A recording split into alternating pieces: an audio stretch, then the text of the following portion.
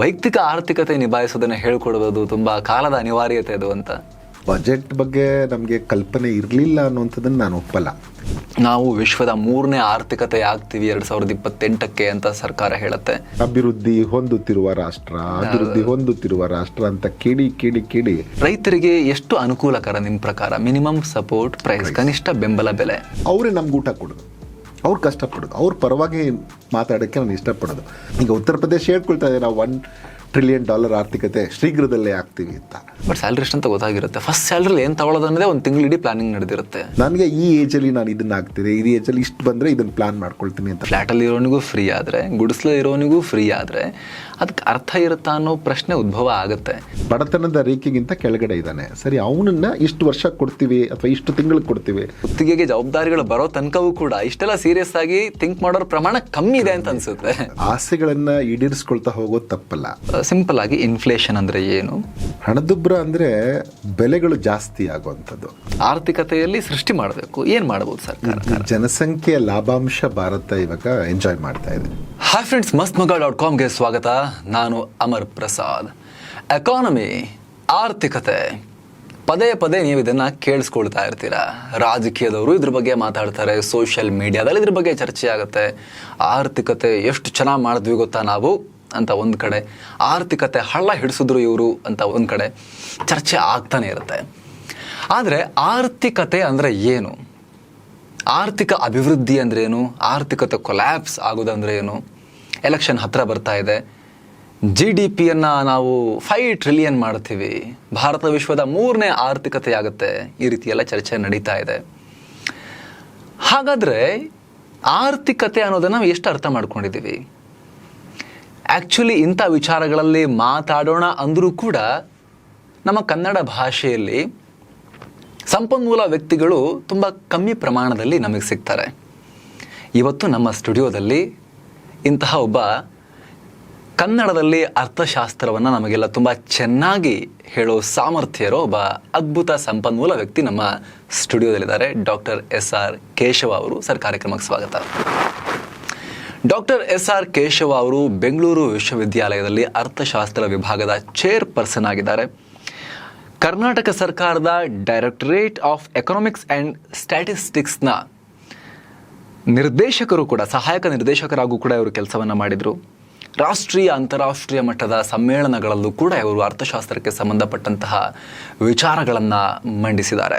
ನಾವಿವತ್ತು ಅರ್ಥಶಾಸ್ತ್ರದ ಬಗ್ಗೆ ಡಿಸ್ಕಸ್ ಮಾಡೋ ಟೈಮ್ನಲ್ಲಿ ಮೊದಲಿಗೆ ಈ ದಿನನಿತ್ಯ ಚರ್ಚೆ ಆಗ್ತಿರೋ ವಿಚಾರಗಳಿಂದನೇ ಶುರು ಮಾಡೋಣ. ಫಸ್ಟಿಗೆ ಆರ್ಥಿಕತೆ ಅಂದರೆ ಏನು? ಪ್ರತಿಯೊಬ್ಬ ಸಾಮಾನ್ಯ ವ್ಯಕ್ತಿ ಕೂಡ ಆರ್ಥಿಕತೆ ಬಗ್ಗೆ ತಿಳ್ಕೊಂಡಿರೋದು ಎಷ್ಟು ಮುಖ್ಯ? ಈಗ ಒಂದು ದೇಶದಲ್ಲಿ ಯಾವ ರೀತಿಯಲ್ಲಿ ಸರಕು ಮತ್ತು ಸೇವೆಗಳು ಉತ್ಪಾದನೆ ಆಗ್ತಿರುತ್ತೆ, ಅದನ್ನು ಯಾರಿಗೆ ಕೊಡಬೇಕು, ಎಷ್ಟು ತಯಾರಿಸಬೇಕು, what to produce, how to produce, for whom to produce, ಇದು ಒಂದು ಆರ್ಥಿಕತೆಯ ಮೂಲ. ಈಗ ಬಹುಶಃ ನಮಗೆ ಬಯಕೆಗಳು ತುಂಬ ಇದೆ, ಆದರೆ ಸಂಪನ್ಮೂಲಗಳು ಎಷ್ಟಿದೆ? ತುಂಬ ಕಡಿಮೆ ಇದೆ ಅದನ್ನು ಈಡೇರಿಸಲಿಕ್ಕೆ. ಅದಕ್ಕಾಗಿ ಅರ್ಥಶಾಸ್ತ್ರ ಬೇಕು. ನೀವು ಯಾವುದಕ್ಕೆ ಎಷ್ಟು ಅಲೋಕೇಟ್ ಮಾಡಬೇಕು, ಎಷ್ಟು ಸಂಪನ್ಮೂಲವನ್ನು ಯಾವ ಸರಕು ಸೇವೆ ಕೊಡಬೇಕು, ಸೊ ಇದನ್ನು ಮಾಡುವಂಥ ಒಂದು ಎಕ್ಸಸೈಸ್ ಇದೆಯಲ್ಲ, ಇದು ಆರ್ಥಿಕತೆ. ಓಕೆ, ಈಗ ಎಲೆಕ್ಷನ್ ಹತ್ತಿರ ಬಂದಾಗಲೆಲ್ಲ ಆರ್ಥಿಕತೆ ಬಗ್ಗೆ ಜಾಸ್ತಿ ಚರ್ಚೆಯಾಗುತ್ತೆ. ಅದ್ರ ಬಗ್ಗೆ ಸೋಷಿಯಲ್ ಮೀಡಿಯಾಗಳಲ್ಲೂ ಕೂಡ ಪರ ವಿರುದ್ಧ ಚರ್ಚೆನೂ ನಡೆಯುತ್ತೆ. ಆದರೆ ತುಂಬ ಜನಕ್ಕೆ ಆರ್ಥಿಕತೆ ನಾವು ತಿಳ್ಕೊಳ್ಳೇಬೇಕಾದ ಸಬ್ಜೆಕ್ಟ್ ಅಂತ ತುಂಬ ಜನಕ್ಕೆ ಅನಿಸಿರೋದಿಲ್ಲ. ಅನಿಸಿದ್ರೂ ಕೂಡ ಡೀಪ್ ಆಗೋದನ್ನು ತಿಳಿಸೋಕೆ ಯಾರೂ ಹೋಗಿರೋದಿಲ್ಲ. ಈಗ $5 ಟ್ರಿಲಿಯನ್ ಎಕಾನಮಿ ನಾವು ಆಗಕ್ಕೆ ಹೊರಟಿದ್ದೀವಿ ಅಂತ ಒಂದು ಟೈಮ್ನಲ್ಲಿ ಸರ್ಕಾರ ಹೇಳುತ್ತೆ. ನಾವು ವಿಶ್ವದ 3ನೇ ಆರ್ಥಿಕತೆ ಆಗ್ತೀವಿ 2028ಕ್ಕೆ ಅಂತ ಸರ್ಕಾರ ಹೇಳುತ್ತೆ. ನಾವು ಆಗ್ತೀವಿ ಅಂದರೆ ಯಾರಾಗೋದು?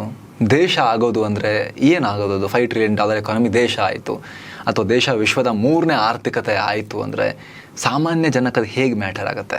ಈಗ GDP ಮಾನದಂಡದಲ್ಲಿ ಇವೆಲ್ಲ ಅಳಿತಾ ಇದ್ದೀವಿ. ಈಗ ನಾವು ಸರಕು ಮತ್ತು ಸೇವೆಗಳನ್ನು ಒಂದು ದೇಶದಲ್ಲಿ ಎಷ್ಟು ಉತ್ಪಾದನೆ ಮಾಡ್ತೀವಿ, ಯಾಕಿದು ಇಂಪಾರ್ಟೆಂಟ್ ಆಗುತ್ತೆ ಅಂದರೆ, ಸರಕು ಮತ್ತು ಸೇವೆಗಳ ಉತ್ಪಾದನೆ ಅಂದ್ರೇನು? ನಾನು ಒಬ್ಬ ಅನುಭೋಗಿ ಮಾತ್ರ ಆಗಿರಲ್ಲ, ಒಬ್ಬ ಉತ್ಪಾದಕ ಕೂಡ ಆಗಿರ್ತೀನಿ. ಅದಕ್ಕೆ ನಾವು ಹೇಳ್ತೀವಿ, ಒಂದು ಒನ್ ಹ್ಯಾಂಡ್ ನಾವು ಪ್ರೊಡ್ಯೂಸರ್ ಆದರೆ ಅನದರ್ ಹ್ಯಾಂಡ್ ಕನ್ಸ್ಯೂಮರ್ ಆಗಿರ್ತೀವಿ ಅಂತ. ನೀವೊಂದು ಕಡೆ ಕೆಲಸ ಮಾಡ್ತೀರಿ, ಇನ್ನೊಂದು ಕಡೆ ಅನುಭವವನ್ನು ಮಾಡಬೇಕು. ಸೊ ಹಾಗಾಗಿ ಉತ್ಪಾದನೆ ಜಾಸ್ತಿ ಆಗಿದೆ ಆ ದೇಶದಲ್ಲಿ ಅಂತಂದರೆ ನಿಮ್ಮ ಆದಾಯವೂ ಜಾಸ್ತಿ ಆಗಿದೆ ಅಂತ. ಸೊ ಹಾಗಾಗಿ ಜಿ ಡಿ ಪಿ ಎಷ್ಟು ಬೆಳವಣಿಗೆ, ಇದಕ್ಕೊಂದು ಸೀಮಿತತೆ ಅಥವಾ ಇತಿಮಿತಿ ಇದೆ. ಈಗ ಒಂದು ವೇಳೆ ನನ್ನದು ಅತ್ಯಂತ ಹೆಚ್ಚು ಸಿರಿವಂತ ಜನರು ಯಾವ ದೇಶದಲ್ಲಿ ಇದ್ದಾರೆ, ನೀವು ಅವ್ರನ್ನ ABC ಅಂತ ಕರ್ಕೊಳ್ಳೋಣ, ಅವರ ಆದಾಯದ ಜೊತೆಗೆ ಸೇರಿಸ್ಬಿಟ್ಟು ನನ್ನ ಆದಾಯನ ನೀವು ಡಿವೈಡ್ ಮಾಡಿದ್ರೆ ನನಗೂ ಪರ್ ಕ್ಯಾಪಿಟ ಜಾಸ್ತಿ ಆಗುತ್ತೆ. ಆದರೂ ಎಲ್ಲ ದೇಶಗಳಲ್ಲೂ ಜಿ ಡಿ ಪಿಯ ಮಾನದಂಡವನ್ನು ಅನುಸರಿಸೋದ್ರಿಂದ ಕೆಲವು ಇತಿಮಿತಿಗಳಿದೆ. ನಾವು ಜಿ ಡಿ ಪಿ ಎಷ್ಟಿದೆ ಈ ದೇಶದ್ದು ಅಂತ ನೋಡ್ತೀವಿ. 141 ಕೋಟಿ ಜನ ಇರುವಂಥ ಈ ದೇಶದ ಒಟ್ಟು ಉತ್ಪಾದನೆ, ಸರಕು ಸೇವೆ ಎಷ್ಟು ಉತ್ಪಾದನೆ ಆಗುತ್ತೆ ಪ್ರತಿ ವರ್ಷ ಅನ್ನುವಂಥದ್ದು ಕುತೂಹಲದ ವಿಚಾರನೆ. ಯಾಕಂದರೆ ಇಷ್ಟೊಂದು ಜನ ಸೇರ್ಕೊಂಡು ನಾವು ಏನು ಮಾಡ್ತಾ ಇದ್ವಿ ವರ್ಷ. ಸೊ ಹಾಗಾಗಿ ಸರ್ಕಾರ ಏನು ಮಾಡಿದೆ, ಈಗ ನಾವು ಒಂದು ಕನಸನ್ನು ಬಿತ್ತಿದೆ. ನೀವು 5 ಟ್ರಿಲಿಯನ್ ಆರ್ಥಿಕತೆ 2027 ವೇಳೆಗೆ ಆಗ್ತೀವಿ, ನಾವು ಮಾರ್ಚ್ ವೇಳೆಗೆ ನಾವು ಆಗ್ತೀವಿ.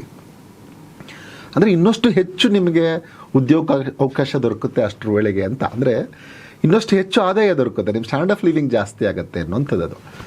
ಮತ್ತು ಇವೆಲ್ಲವೂ ಮಾತುಗಳು, ನೀವು 5 ಟ್ರಿಲಿಯನ್ ಆಗೋದಿರ್ಬೋದು, ಇಲ್ಲ 2047ಕ್ಕೆ ನಾವು 38ರಿಂದ 40 ಟ್ರಿಲಿಯನ್ ಆಗೋದು, ಎಲ್ಲವೂ ಸತ್ಯ.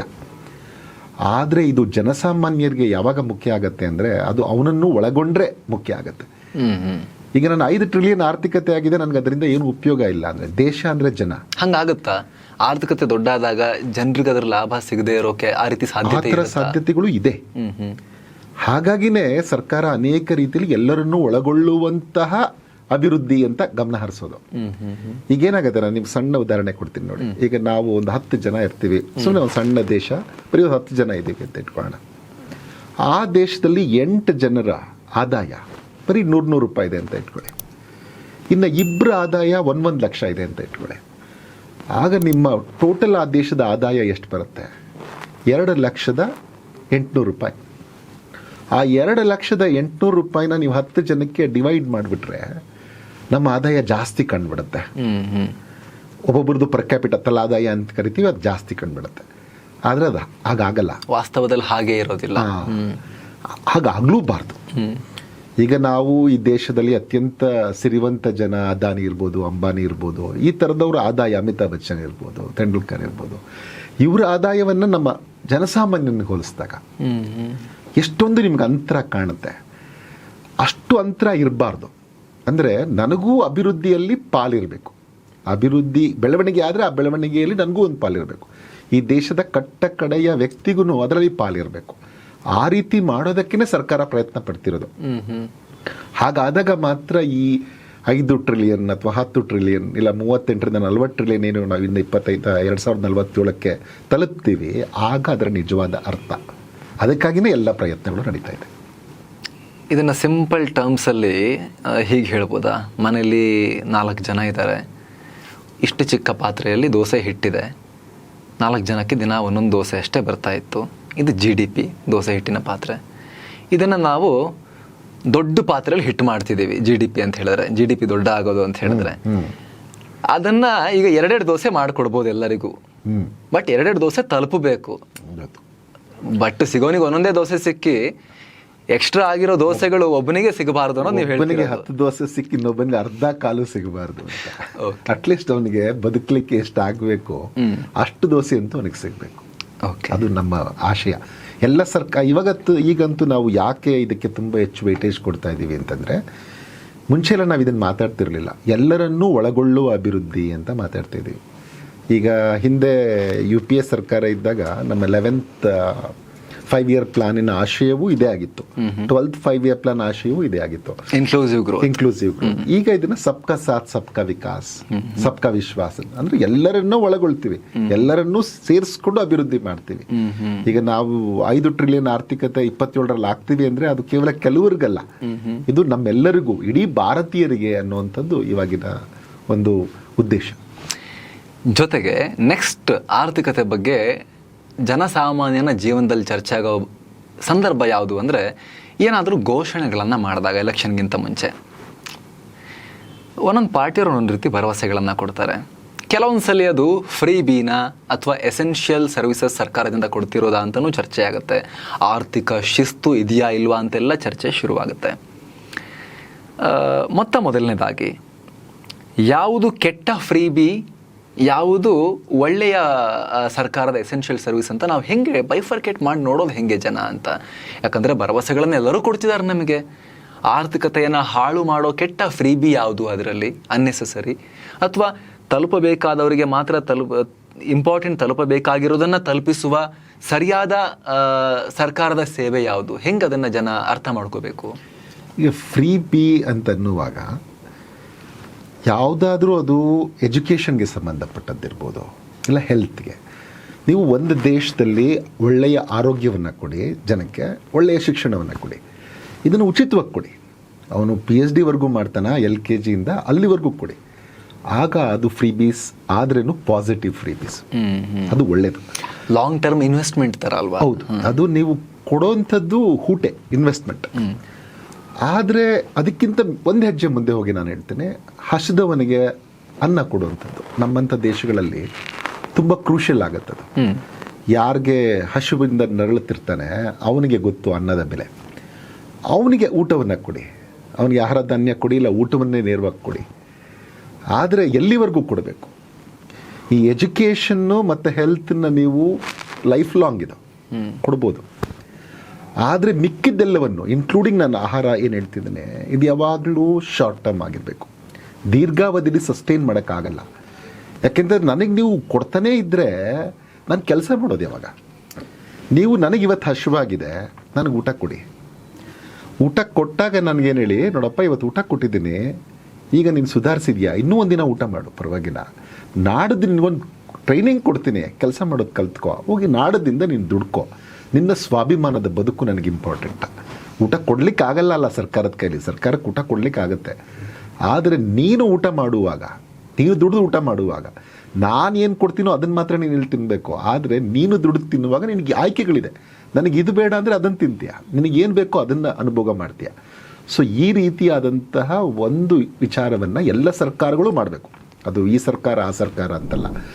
ಮತ್ತು ಯಾವುದೇ ಒಂದು ಫ್ರೀ ಬಿ ತುಂಬ ದೀರ್ಘಕಾಲಕ್ಕೆ ನೀವು ಎಳ್ಕೊಂಡು ಹೋದರೆ ಅದರಿಂದ ನಮ್ಮ ಆರ್ಥಿಕ ಶಿಸ್ತು ಅಥವಾ ವಿತ್ತೀಯ ಶಿಸ್ತು ಇರುತ್ತೆ, ಅದು ಖಂಡಿತವಾಗಿ ಕೊಲ್ಯಾಪ್ಸ್ ಆಗುತ್ತೆ.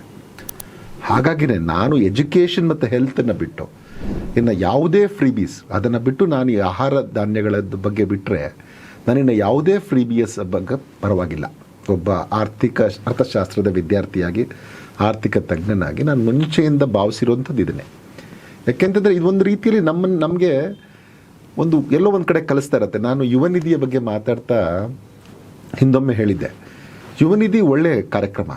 ಆದರೆ 2 ವರ್ಷ ನಾವೇನು ಅವ್ರ ಸ್ಟೈಫಂಡ್ ಕೊಡ್ತೀವಿ, ಆ 2 ವರ್ಷದಲ್ಲಿ ಅವನಿಗೆ ಟ್ರೈನಿಂಗಿಗೆ ಲಿಂಕ್ ಮಾಡಿದ್ರೆ ಅದು ಒಳ್ಳೆಯದು.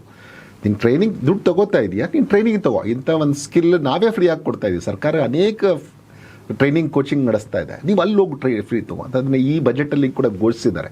ನನಗದು ನಿಜವಾಗ್ಲೂ ಸಂತೋಷ ಆಗಿದೆ. ಸೊ ಆ ಥರ ನೀವು ಅವ್ರಿಗೆ ಲಿಂಕ್ ಮಾಡಿ, ವೆನ್ಎವರ್ ನಾವು ಇಂಥದ್ದೊಂದು ಕಾರ್ಯಕ್ರಮ ಕೊಡ್ತಾ ಇದ್ದೀವಿ ಅಂದರೆ ರಿಸಲ್ಟ್ ಬರಬೇಕಾದ್ರೆ ರಿಸಲ್ಟ್ ಬರುತ್ತೆ. ಆಗ ನಿಜವಾಗ್ಲೂ ಈ ಫ್ರೀ ಬೀಸಿಂದ ಒಂದು ಅನುಕೂಲ ಆಗುತ್ತೆ. ಅದು ಬಿಟ್ಟು ಮತ್ತೆ ಇನ್ನೊಂದು ಪ್ರಮುಖವಾದ ವಿಚಾರ ನಾನು ಹೇಳಲೇಬೇಕು, ಫ್ರೀ ಬೀಸ್ ಯಾವಾಗೂ ಟಾರ್ಗೆಟ್ ಮಾಡಿ. ಬಡವರು ಅಂದರೆ ಬಡವ್ರಿಗೆ ಮಾತ್ರನೇ ಕೊಡುವಂಥದ್ದು ಇರಬೇಕು.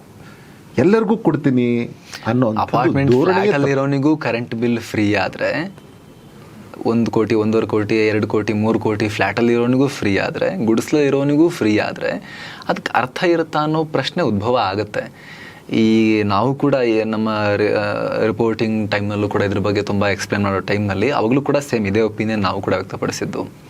ಅಗತ್ಯ ಇರೋರಿಗೆ ಟಾರ್ಗೆಟೆಡ್ ಆಗಿ ಸೇವೆಗಳನ್ನು, ಸಹಾಯಗಳನ್ನು ಕೊಡೋದು ಸರ್ಕಾರದ ಕರ್ತವ್ಯ, ಅದು ಜಾಬ್ ಅದು, but it should be targeted ಅಂತ. ಹೌದು. ಸೊ ಈ ಕರೆಂಟಿನ ಬಗ್ಗೆ ಹೇಳುವಾಗ ಈಗ ಏನು ಅಂದರೆ ಅವನು 2 ಕೋಟಿ ಇಲ್ಲ 3 ಕೋಟಿಯ ಮನೆಯಲ್ಲಿ ಇದ್ದಾನೆ ಅಂತಂದರೆ ಅವನು ಹೆಚ್ಚು ಅನುಭೋಗ ಮಾಡ್ತಾನೆ 200 ಯೂನಿಟ್ಗಿಂತ ಅನ್ನುವಂಥದ್ದು ಒಂದು ಪರಿಕಲ್ಪನೆ ಇರ್ಬೋದು. ಆದರೆ ನಾವು ಹೇಳೋದಿಷ್ಟೇ, ಯಾರಿಗೆ ಕೊಡಲಿಕ್ಕಾಗಲ್ಲ ಅವನಿಗೆ ಫ್ರೀ ಬಿ ಕೊಡೋಣ. ಅವನಿಗೆ ಕರೆಂಟ್ ಬಿಲ್ ಕಟ್ಟೋಕ್ಕಾಗಲ್ಲ, ಅದು ಎಷ್ಟು ಜನ ನಿರ್ದಿಷ್ಟವಾಗಿ ಗುರುತಿಸಿ ಬಡತನದ ರೇಖೆಗಿಂತ ಕೆಳಗಡೆ ಇದ್ದಾನೆ, ಸರಿ ಅವನನ್ನು ಇಷ್ಟು ವರ್ಷ ಕೊಡ್ತೀವಿ ಅಥವಾ ಇಷ್ಟು ತಿಂಗಳಿಗೆ ಕೊಡ್ತೀವಿ, ಅವನಲ್ಲಿಂದ ಲಿಫ್ಟ್ ಮಾಡಬೇಕು. ಅದನ್ನು ಯಾವಾಗೂ ಅಭ್ಯಾಸ ಮಾಡಿಸ್ಬಾರ್ದು, ಯಾವುದೇ ಸರ್ಕಾರ ಆಗಲಿ. ಅದು ಆ ಥರ ಮಾಡಿದಾಗ ಮಾತ್ರನೇ ಜನರಲ್ಲಿ ಈಗ ನೋಡಿ, ನೀವು ಜಪಾನ್ ಅಂಥ ದೇಶಗಳಲ್ಲಿ, ನಾನು ಬಹುಶಃ ಬೇರೆ ಯಾವ ದೇಶದಲ್ಲಿ ಇದನ್ನು ನೋಡಿಲ್ಲ, ಓವರ್ ಟೈಮ್ ಕೆಲಸ ಮಾಡಿ ಜನ ಸಾಯ್ತಾರೆ. ಕೆಲಸ ಮಾಡೋದನ್ನ ನಿಲ್ಸಕ್ಕೆ ಅಂತ ಅಲ್ಲಿ ಮ್ಯಾನೇಜರ್ಗಳಿರ್ತಾರೆ. ಆ ದೇಶದಲ್ಲಿ ಒಂದೇ ನಾನು ಇದನ್ನು ನೋಡಿರೋದು. ಓಕೆ.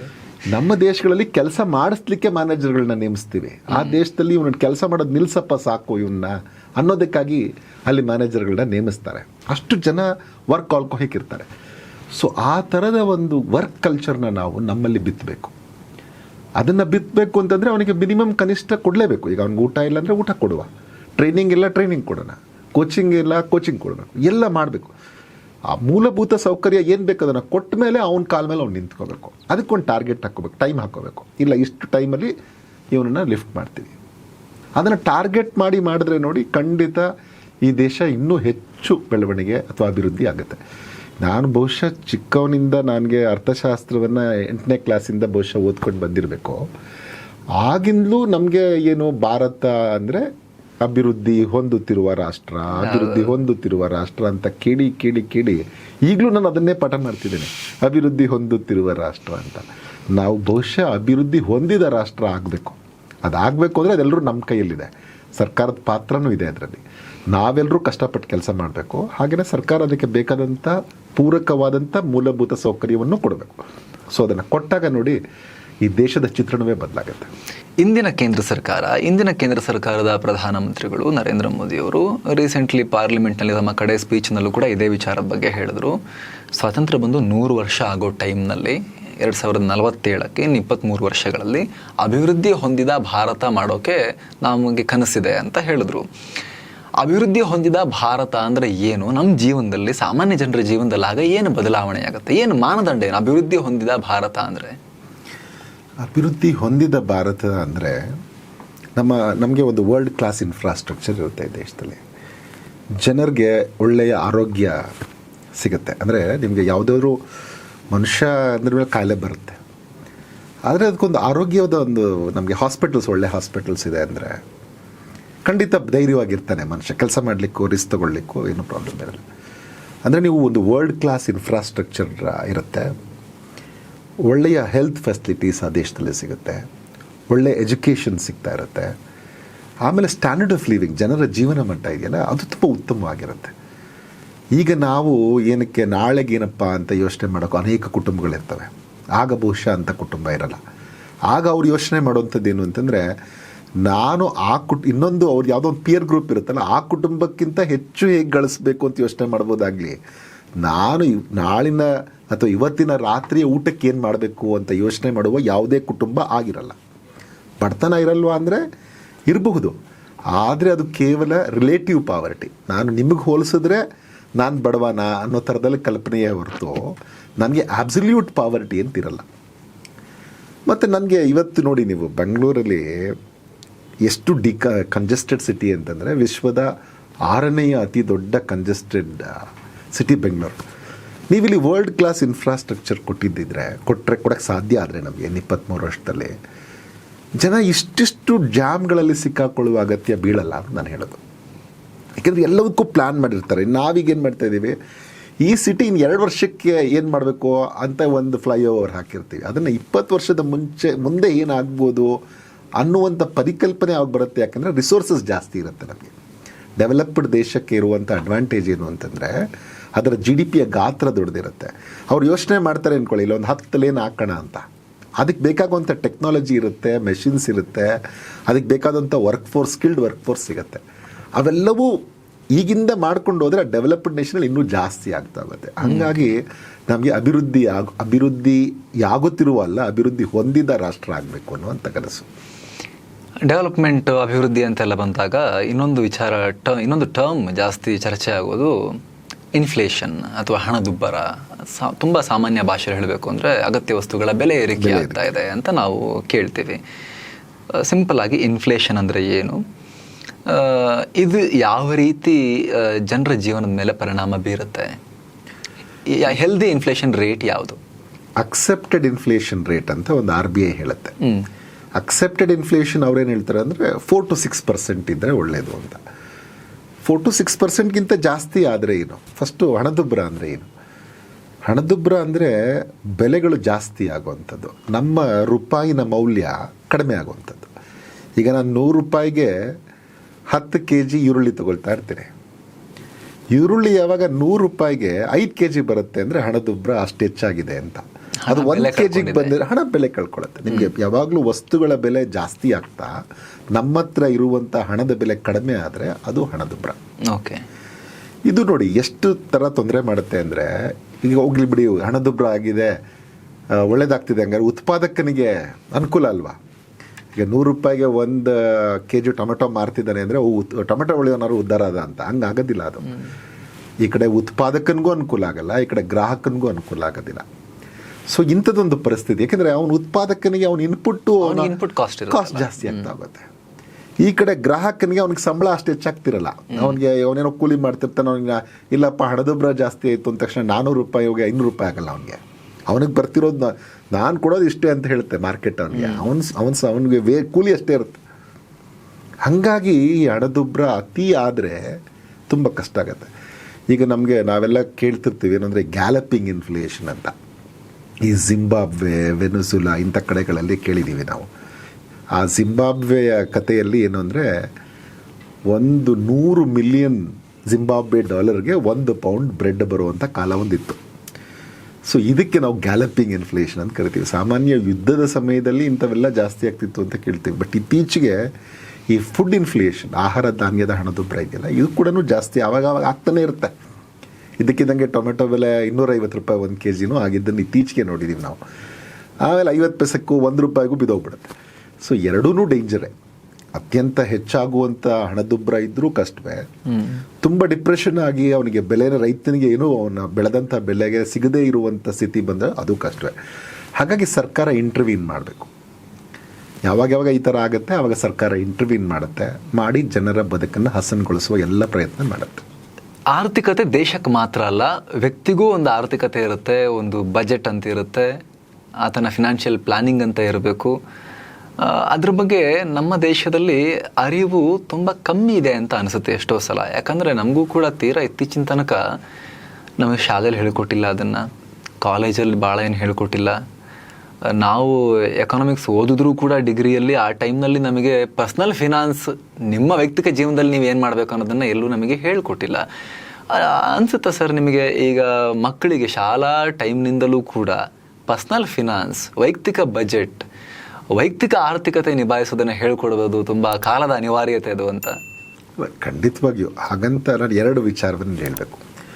ಒಂದೇನು ಅಂತಂದರೆ, ಈ ಬಜೆಟ್ ಬಗ್ಗೆ ನಮಗೆ ಕಲ್ಪನೆ ಇರಲಿಲ್ಲ ಅನ್ನುವಂಥದ್ದನ್ನು ನಾನು ಒಪ್ಪಲ್ಲ. ನಾನು ನೋಡಿದ್ದೀನಿ, ನಮ್ಮ ತಾಯಿ ಕೂಡ ಬಂದಂಥ ಸಂಬಳದಲ್ಲಿ ತಂದು ಸಂಬಳ ಕೊಟ್ಟಾಗ ಅವ್ರು ಯಾವ ಥರ ಅದಕ್ಕೆ ಹಾಲಿನವ್ನಿಗೆ ಇಷ್ಟು ಕೊಡಬೇಕು, ಪೇಪರ್ ಅವ್ರಿಗೆ ಇಷ್ಟು ಕೊಡಬೇಕು ಅಂತ ಪ್ರತಿ ಮನೆಗಳಲ್ಲಿ, ಇದು ನಮ್ಮ ತಾಯಿ ಥರದಲ್ಲೇ ಎಲ್ಲ ನಮ್ಮ ದೇಶದ ಎಲ್ಲ ಹೆಣ್ಣುಮಕ್ಕಳು ಈ ಥರ ಪ್ಲ್ಯಾನ್ ಮಾಡಿದ್ದಾರೆ. ಅವ್ರವ್ರ ಮನೆಗಳು, ಅವ್ರ ತಾಯಿಯಂದರು ಪ್ಲ್ಯಾನ್ ಮಾಡಿ ಕೊಟ್ಟಿದ್ದಾರೆ. ಆದರೆ ಈ ಥರದೊಂದು ಪರ್ಸ್ನಲ್ ಲೆವೆಲ್ ಫ್ಯಾಮಿಲಿ ಬಜೆಟ್ಗಳು ಇದ್ದೇ ಇದೆ. ಅಂದರೆ ನನಗೆ ಇಷ್ಟು ಆದಾಯ ಬಂದಾಗ ನಾನು ಹಿಂಗೆ ಖರ್ಚು ಮಾಡಬೇಕು ಅಂತ. ಆದರೆ ನೀವು ಹೇಳಿದ್ದು ಒಂದು ಹೆಜ್ಜೆ ಮುಂದೆ ಹೋಗಿ, ಬಹುಶಃ ನನಗೆ ನನ್ನ what I can be, what I am ಅಂತ ನಾನು ಅದನ್ನು ಯಾವಾಗೂ ನಮ್ಮ ವಿದ್ಯಾರ್ಥಿಗಳಿಗೆ ಹೇಳ್ತಿರ್ತೀನಿ. ನಾನಿವತ್ತು ಏನಾಗಿದ್ದೀನಿ, ನಾನು ಏನಾಗಬಹುದಿತ್ತು ಅದನ್ನು ಯೋಚನೆ ಮಾಡಿ ಕನಸನ್ನು ಕಾಣಿ ನೀವು. ನನಗೆ ಇವತ್ತು 1 ಲಕ್ಷ ರೂಪಾಯಿ ಸಂಬಳ ಬರ್ತಿದೆ ಅಂದರೆ ನನ್ನ ಯೋಗ್ಯತೆ ಎಷ್ಟಿತ್ತು ಅಂತ ಅವ್ನು ಚಿಕ್ಕವನಿಂದ ಅವ್ನು ಯೋಚನೆ ಮಾಡಬೇಕು. ನನ್ನ ಕನಸಿದು, ನನ್ನ ಕನಸೇನು? ನನ್ನ ಕನಸು ನಾನೊಂದು ಇಂಥದ್ದು ಆಗಬೇಕು. ಆಗಲಿಲ್ಲ, ಪ್ಲ್ಯಾನ್ ಬಿ ಏನು? ನಾನು ಇದಾಗಬೇಕು. ನನಗೆ ಮಿನಿಮಮ್ ಅಂದರೆ ನಾವು ಹಣದ ಹಿಂದೆ ಬಿದ್ದಿದ್ದೀವಿ ಅಂತಲ್ಲ, ಫೈನಾನ್ಷಿಯಲ್ ಪ್ಲಾನಿಂಗ್ ಅಂದರೆ ಹಣದ ಹಿಂದೆ ಬೀಳೋದು ಅಂತಲ್ಲ. ನಾನಿಷ್ಟು ನನ್ನ ಯೋಗ್ಯತಾನುಸಾರ ನನಗೆ ಮಿನಿಮಮ್ ಒಂದು 5 ಲಕ್ಷ ರೂಪಾಯಿ ನಾನು ಸಂಪಾದನೆ ಮಾಡಬೇಕಪ್ಪ, ತಿಂಗಳಿಗೋ ವರ್ಷಕ್ಕೋ ಅವ್ರವ್ರ ಯೋಗ್ಯತೆಗೆ ಬಿಟ್ಟದ್ದು. ಅಷ್ಟನ್ನು ಮಾಡೋಕ್ಕೆ ನನಗೆ ಏನೇನು ಬೇಕು ಕೌಶಲ್ಯ, ಅದನ್ನು ನಾನು ರೂಢಿಸ್ಕೊಳ್ತೀನಿ ಅಂತ. ಈ ಥರದೊಂದು ನಿಮಗೆ ಗುರಿ ಇದ್ದರೆ ಒಂದು ಪ್ಲ್ಯಾನ್ ಮಾಡ್ಕೊಳ್ತೀರಾ. ನಾನು ಇದಾಗಬೇಕು ಅಂದರೆ ನನಗೆ ಇದೆಲ್ಲ ಕೌಶಲ್ಯ ಬೇಕು, ಅದರ ಪ್ರಕಾರ ನೀವು ಮುಂದುವರಿತಾ ಹೋಗ್ತೀರಾ. ಸೊ ಹಾಗಾಗಿ ಅದಕ್ಕೇನು ತಂತ್ರಜ್ಞಾನ ಬೇಕು ಅಥವಾ ಅದಕ್ಕೇನು ಕೌಶಲ್ಯ ಬೇಕು, ಅದು ಎಲ್ಲಿ ಸಿಗುತ್ತೆ, ಅದಕ್ಕೆಷ್ಟು ಖರ್ಚು ಮಾಡಬೇಕು, ಇದಕ್ಕೆ ನೀವು ಪ್ಲ್ಯಾನ್ ಮಾಡ್ಕೋಬೇಕು. ಆಮೇಲೆ ಎಲ್ಲರೂ ಒಂದಷ್ಟು ಮಟ್ಟಿಗೆ ರಿಸ್ಕ್ ತೊಗೊಳ್ಳೇಬೇಕು. ನಮಗೇನೆಂದರೆ ಸೇಫ್ ಆಗಿರೋದು, ನಮಗೆ ಅನೇಕರಿಗೆ ಇಲ್ಲ ನಾನು ರಿಸ್ಕ್ ತೊಗೊಳ್ಳಲ್ಲ, ರಿಸ್ಕ್ ಸಾಕು, ಇದು ಬಂದಿದ್ದು ತೃಪ್ತನಾಗಿರಬೇಕು, ತುಂಬ ಆಸೆ ಪಡಬಾರ್ದು ಅಂತ. ಈ ವಿಚಾರದಲ್ಲಿ ಕ್ಯಾಲ್ಕುಲೇಟೆಡ್ ರಿಸ್ಕ್ನ ಎಲ್ಲರೂ ತೊಗೋಬೇಕು. ಇಲ್ಲ ಕ್ಯಾಲ್ಕುಲೇಟೆಡ್ ರಿಸ್ಕ್ನ ತೊಗೊಳ್ಳದೇ ಇದ್ದರೆ ಏನಾಗುತ್ತೆ, ನಾವು ಅಲ್ಲೇ ಇರ್ತೀವಿ, ಅಲ್ಪತೃಪ್ತರಾಗೇ ಇರಬೇಕಾಗತ್ತೆ. ಹಂಗಂತ ನಾವು ಕಂಟೆಂಟ್ ಇರಬಾರ್ದ ಲೈಫಲ್ಲಿ, ನಮ್ಮಲ್ಲಿ ಸೆಲ್ಫ್ ಕಂಟೆಂಟ್ ಇರಬೇಕು. ಆದರೆ ನಾನು ಏನಾಗಿದ್ದೀನಿ, ನಾನು ಏನಾಗಬಹುದು ಅಂತ ನಿಮ್ಗೊಂದು ಕಲ್ಪನೆ ಇದೆಯಲ್ಲ, ಅದು ನಿಮಗೆ ಸ್ಪಷ್ಟವಾಗಿದ್ದರೆ ಖಂಡಿತ ರಿಸ್ಕ್ ತಗೊಳ್ಳಿ, ಕ್ಯಾಲ್ಕುಲೇಟ್ ಮಾಡಿ ರಿಸ್ಕ್ ತಗೊಳ್ಳಿ. ಬಟ್ ಏನಾಗುತ್ತೆ ಅಂದರೆ ಅಷ್ಟೆಲ್ಲ ಕನಸು ಕಾಣೋಕ್ಕೆ ಹೋಗೋದಿಲ್ಲ. ಮೊದಲ ಜಾಬ್ ಸಿಕ್ಕಿದ ತಕ್ಷಣ ನನ್ನ ಫಸ್ಟ್ ಸ್ಯಾಲ್ರಿಲಿ ಏನು ತಗೊಳ್ಬೇಕು, ಇನ್ನೂ ಸ್ಯಾಲ್ರಿ ಬಂದಿರೋದಿಲ್ಲ, ಬಟ್ ಸ್ಯಾಲ್ರಿ ಎಷ್ಟು ಅಂತ ಗೊತ್ತಾಗಿರುತ್ತೆ. ಫಸ್ಟ್ ಸ್ಯಾಲ್ರಿಲಿ ಏನು ತಗೊಳ್ಳೋದು ಅನ್ನೋದೇ ಒಂದು ತಿಂಗಳಿಡೀ ಪ್ಲಾನಿಂಗ್ ನಡೆದಿರುತ್ತೆ. ನಾವು ಇತ್ತೀಚೆಗೆ ಟ್ರೆಂಡ್ ನೋಡ್ತಾ ಇದ್ದೀವಿ ಅದನ್ನು. ಅದೊಂದು ಅಲ್ಲಿ ಆಲ್ರೆಡಿ ಖರ್ಚಿಗೆ ದಾರಿ ಹುಡ್ಕೊಂಡಾಗಿರುತ್ತೆ. 2-3 ಸ್ಯಾಲ್ರಿ ಬರೋಷ್ಟರಲ್ಲಿ ಕ್ರೆಡಿಟ್ ಕಾರ್ಡ್ ಕಂಪ್ನಿಯನ್ನು ಫೋನ್ ಮಾಡ್ತಾನೆ. ಅವ್ನಿಗೆ ಗೊತ್ತಾಗಿರುತ್ತೆ ಇವ್ರಿಗೆ ಇನ್ಕಮ್ ಬರೋಕ್ಕೆ ಶುರು ಆಗಿದೆ ಅಂತೇಳಿ. ಫೋನ್ ಮಾಡೋಕ್ಕೆ ಶುರು ಮಾಡ್ತಾನೆ, ಸರ್ ನಿಮಗೆ ಇಷ್ಟು 1000 ರೂಪೀಸ್ ಲಿಮಿಟೆಡ್ ಕಾರ್ಡ್ ಕೊಡ್ತೀವಿ ಅಂತ. ಅದು ತಗೊಳ್ತಾನೆ. ಆಮೇಲೆ ಅದರಲ್ಲಿ ಯಾವ ಐಫೋನ್ ತೊಗೋಬೇಕು, ಆಮೇಲೆ ನೆಕ್ಸ್ಟ್ ಸ್ವಲ್ಪ ಟೈಮ್ ಆದಮೇಲೆ ಯಾವ್ದು ಸೂಪರ್ ಬೈಕು, ಆಮೇಲೆ ಯಾವುದು ಸೂಪರ್ ಕಾರ್ ತೊಗೋಬೇಕು, ಈ ಥರದ್ದೇ ಪ್ಲಾನಿಂಗಲ್ಲಿ ಹೋಗುತ್ತೆ ಬಿಟ್ರೆ ಎಲ್ಲವೂ ಕೂಡ.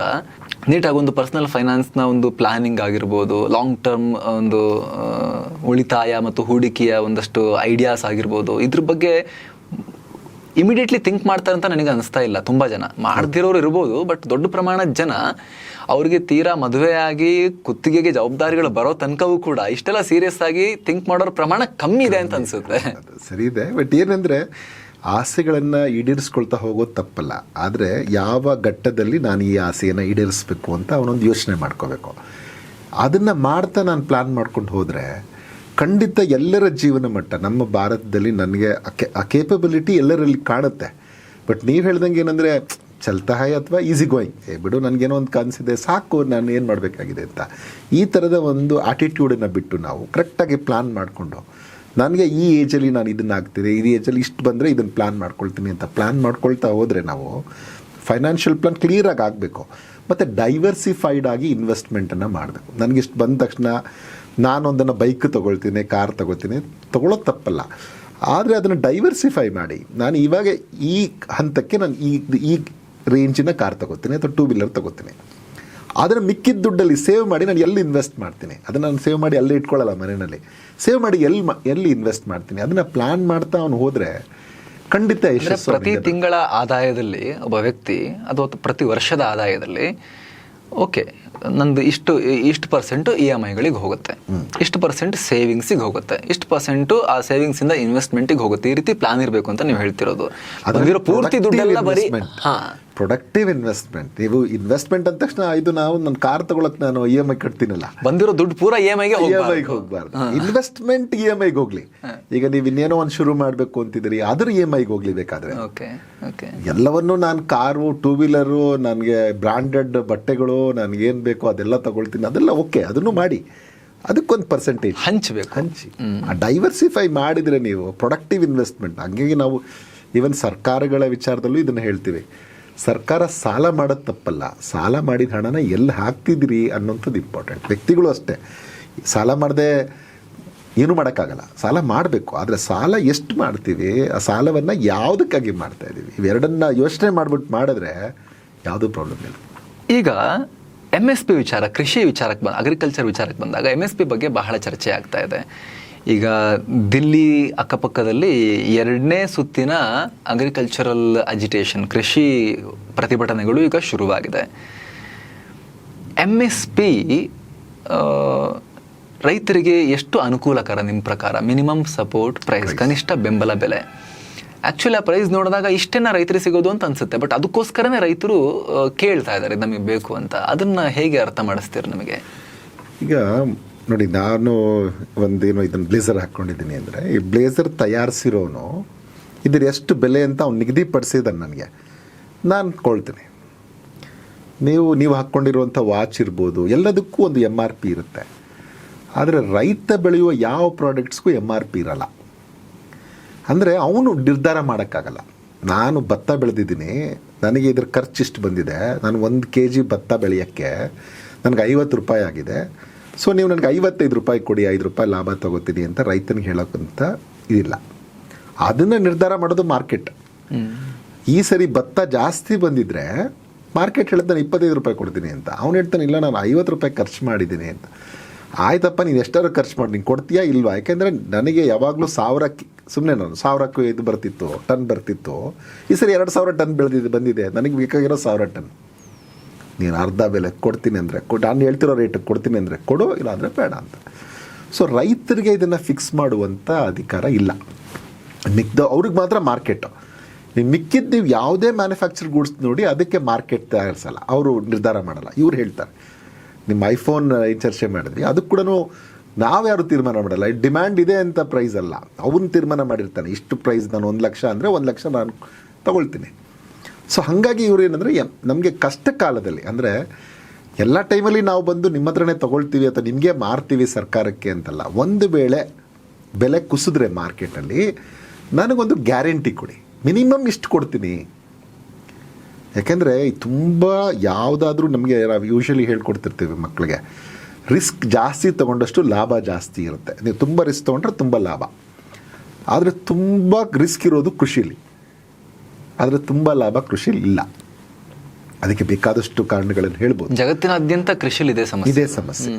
ಸೊ ಇದಕ್ಕಾಗಿ ಏನು ಮಾಡಬೇಕು ಅಂತ ಈಗ ಸ್ವಾಮಿನಾಥನ್ ಅವ್ರು ಏನು ಹೇಳಿದ್ರು ಅಂತಂದರೆ, ಒಂದು 50% ಅವ್ರು ಏನು ಖರ್ಚು ಮಾಡಿರ್ತಾರೆ ಅಂದರೆ ಕಾಸ್ಟ್ ಆಫ್ ಪ್ರೊಡಕ್ಷನ್ ಏನು ಆಗಿರುತ್ತೆ ಅದಕ್ಕಿಂತ ಅದಕ್ಕೆ ಒಂದು 50% ಒಂದು ವೆಯ್ಟೆಡ್ ಇಂಡೆಕ್ಸ್ ಮಾಡೋಣ ಅಂತ, ಅಂದರೆ ಇಂಪ್ಯೂಟೆಡ್ ಕಾಸ್ಟನ್ನ ಹಾಕಿ ಅಂತ.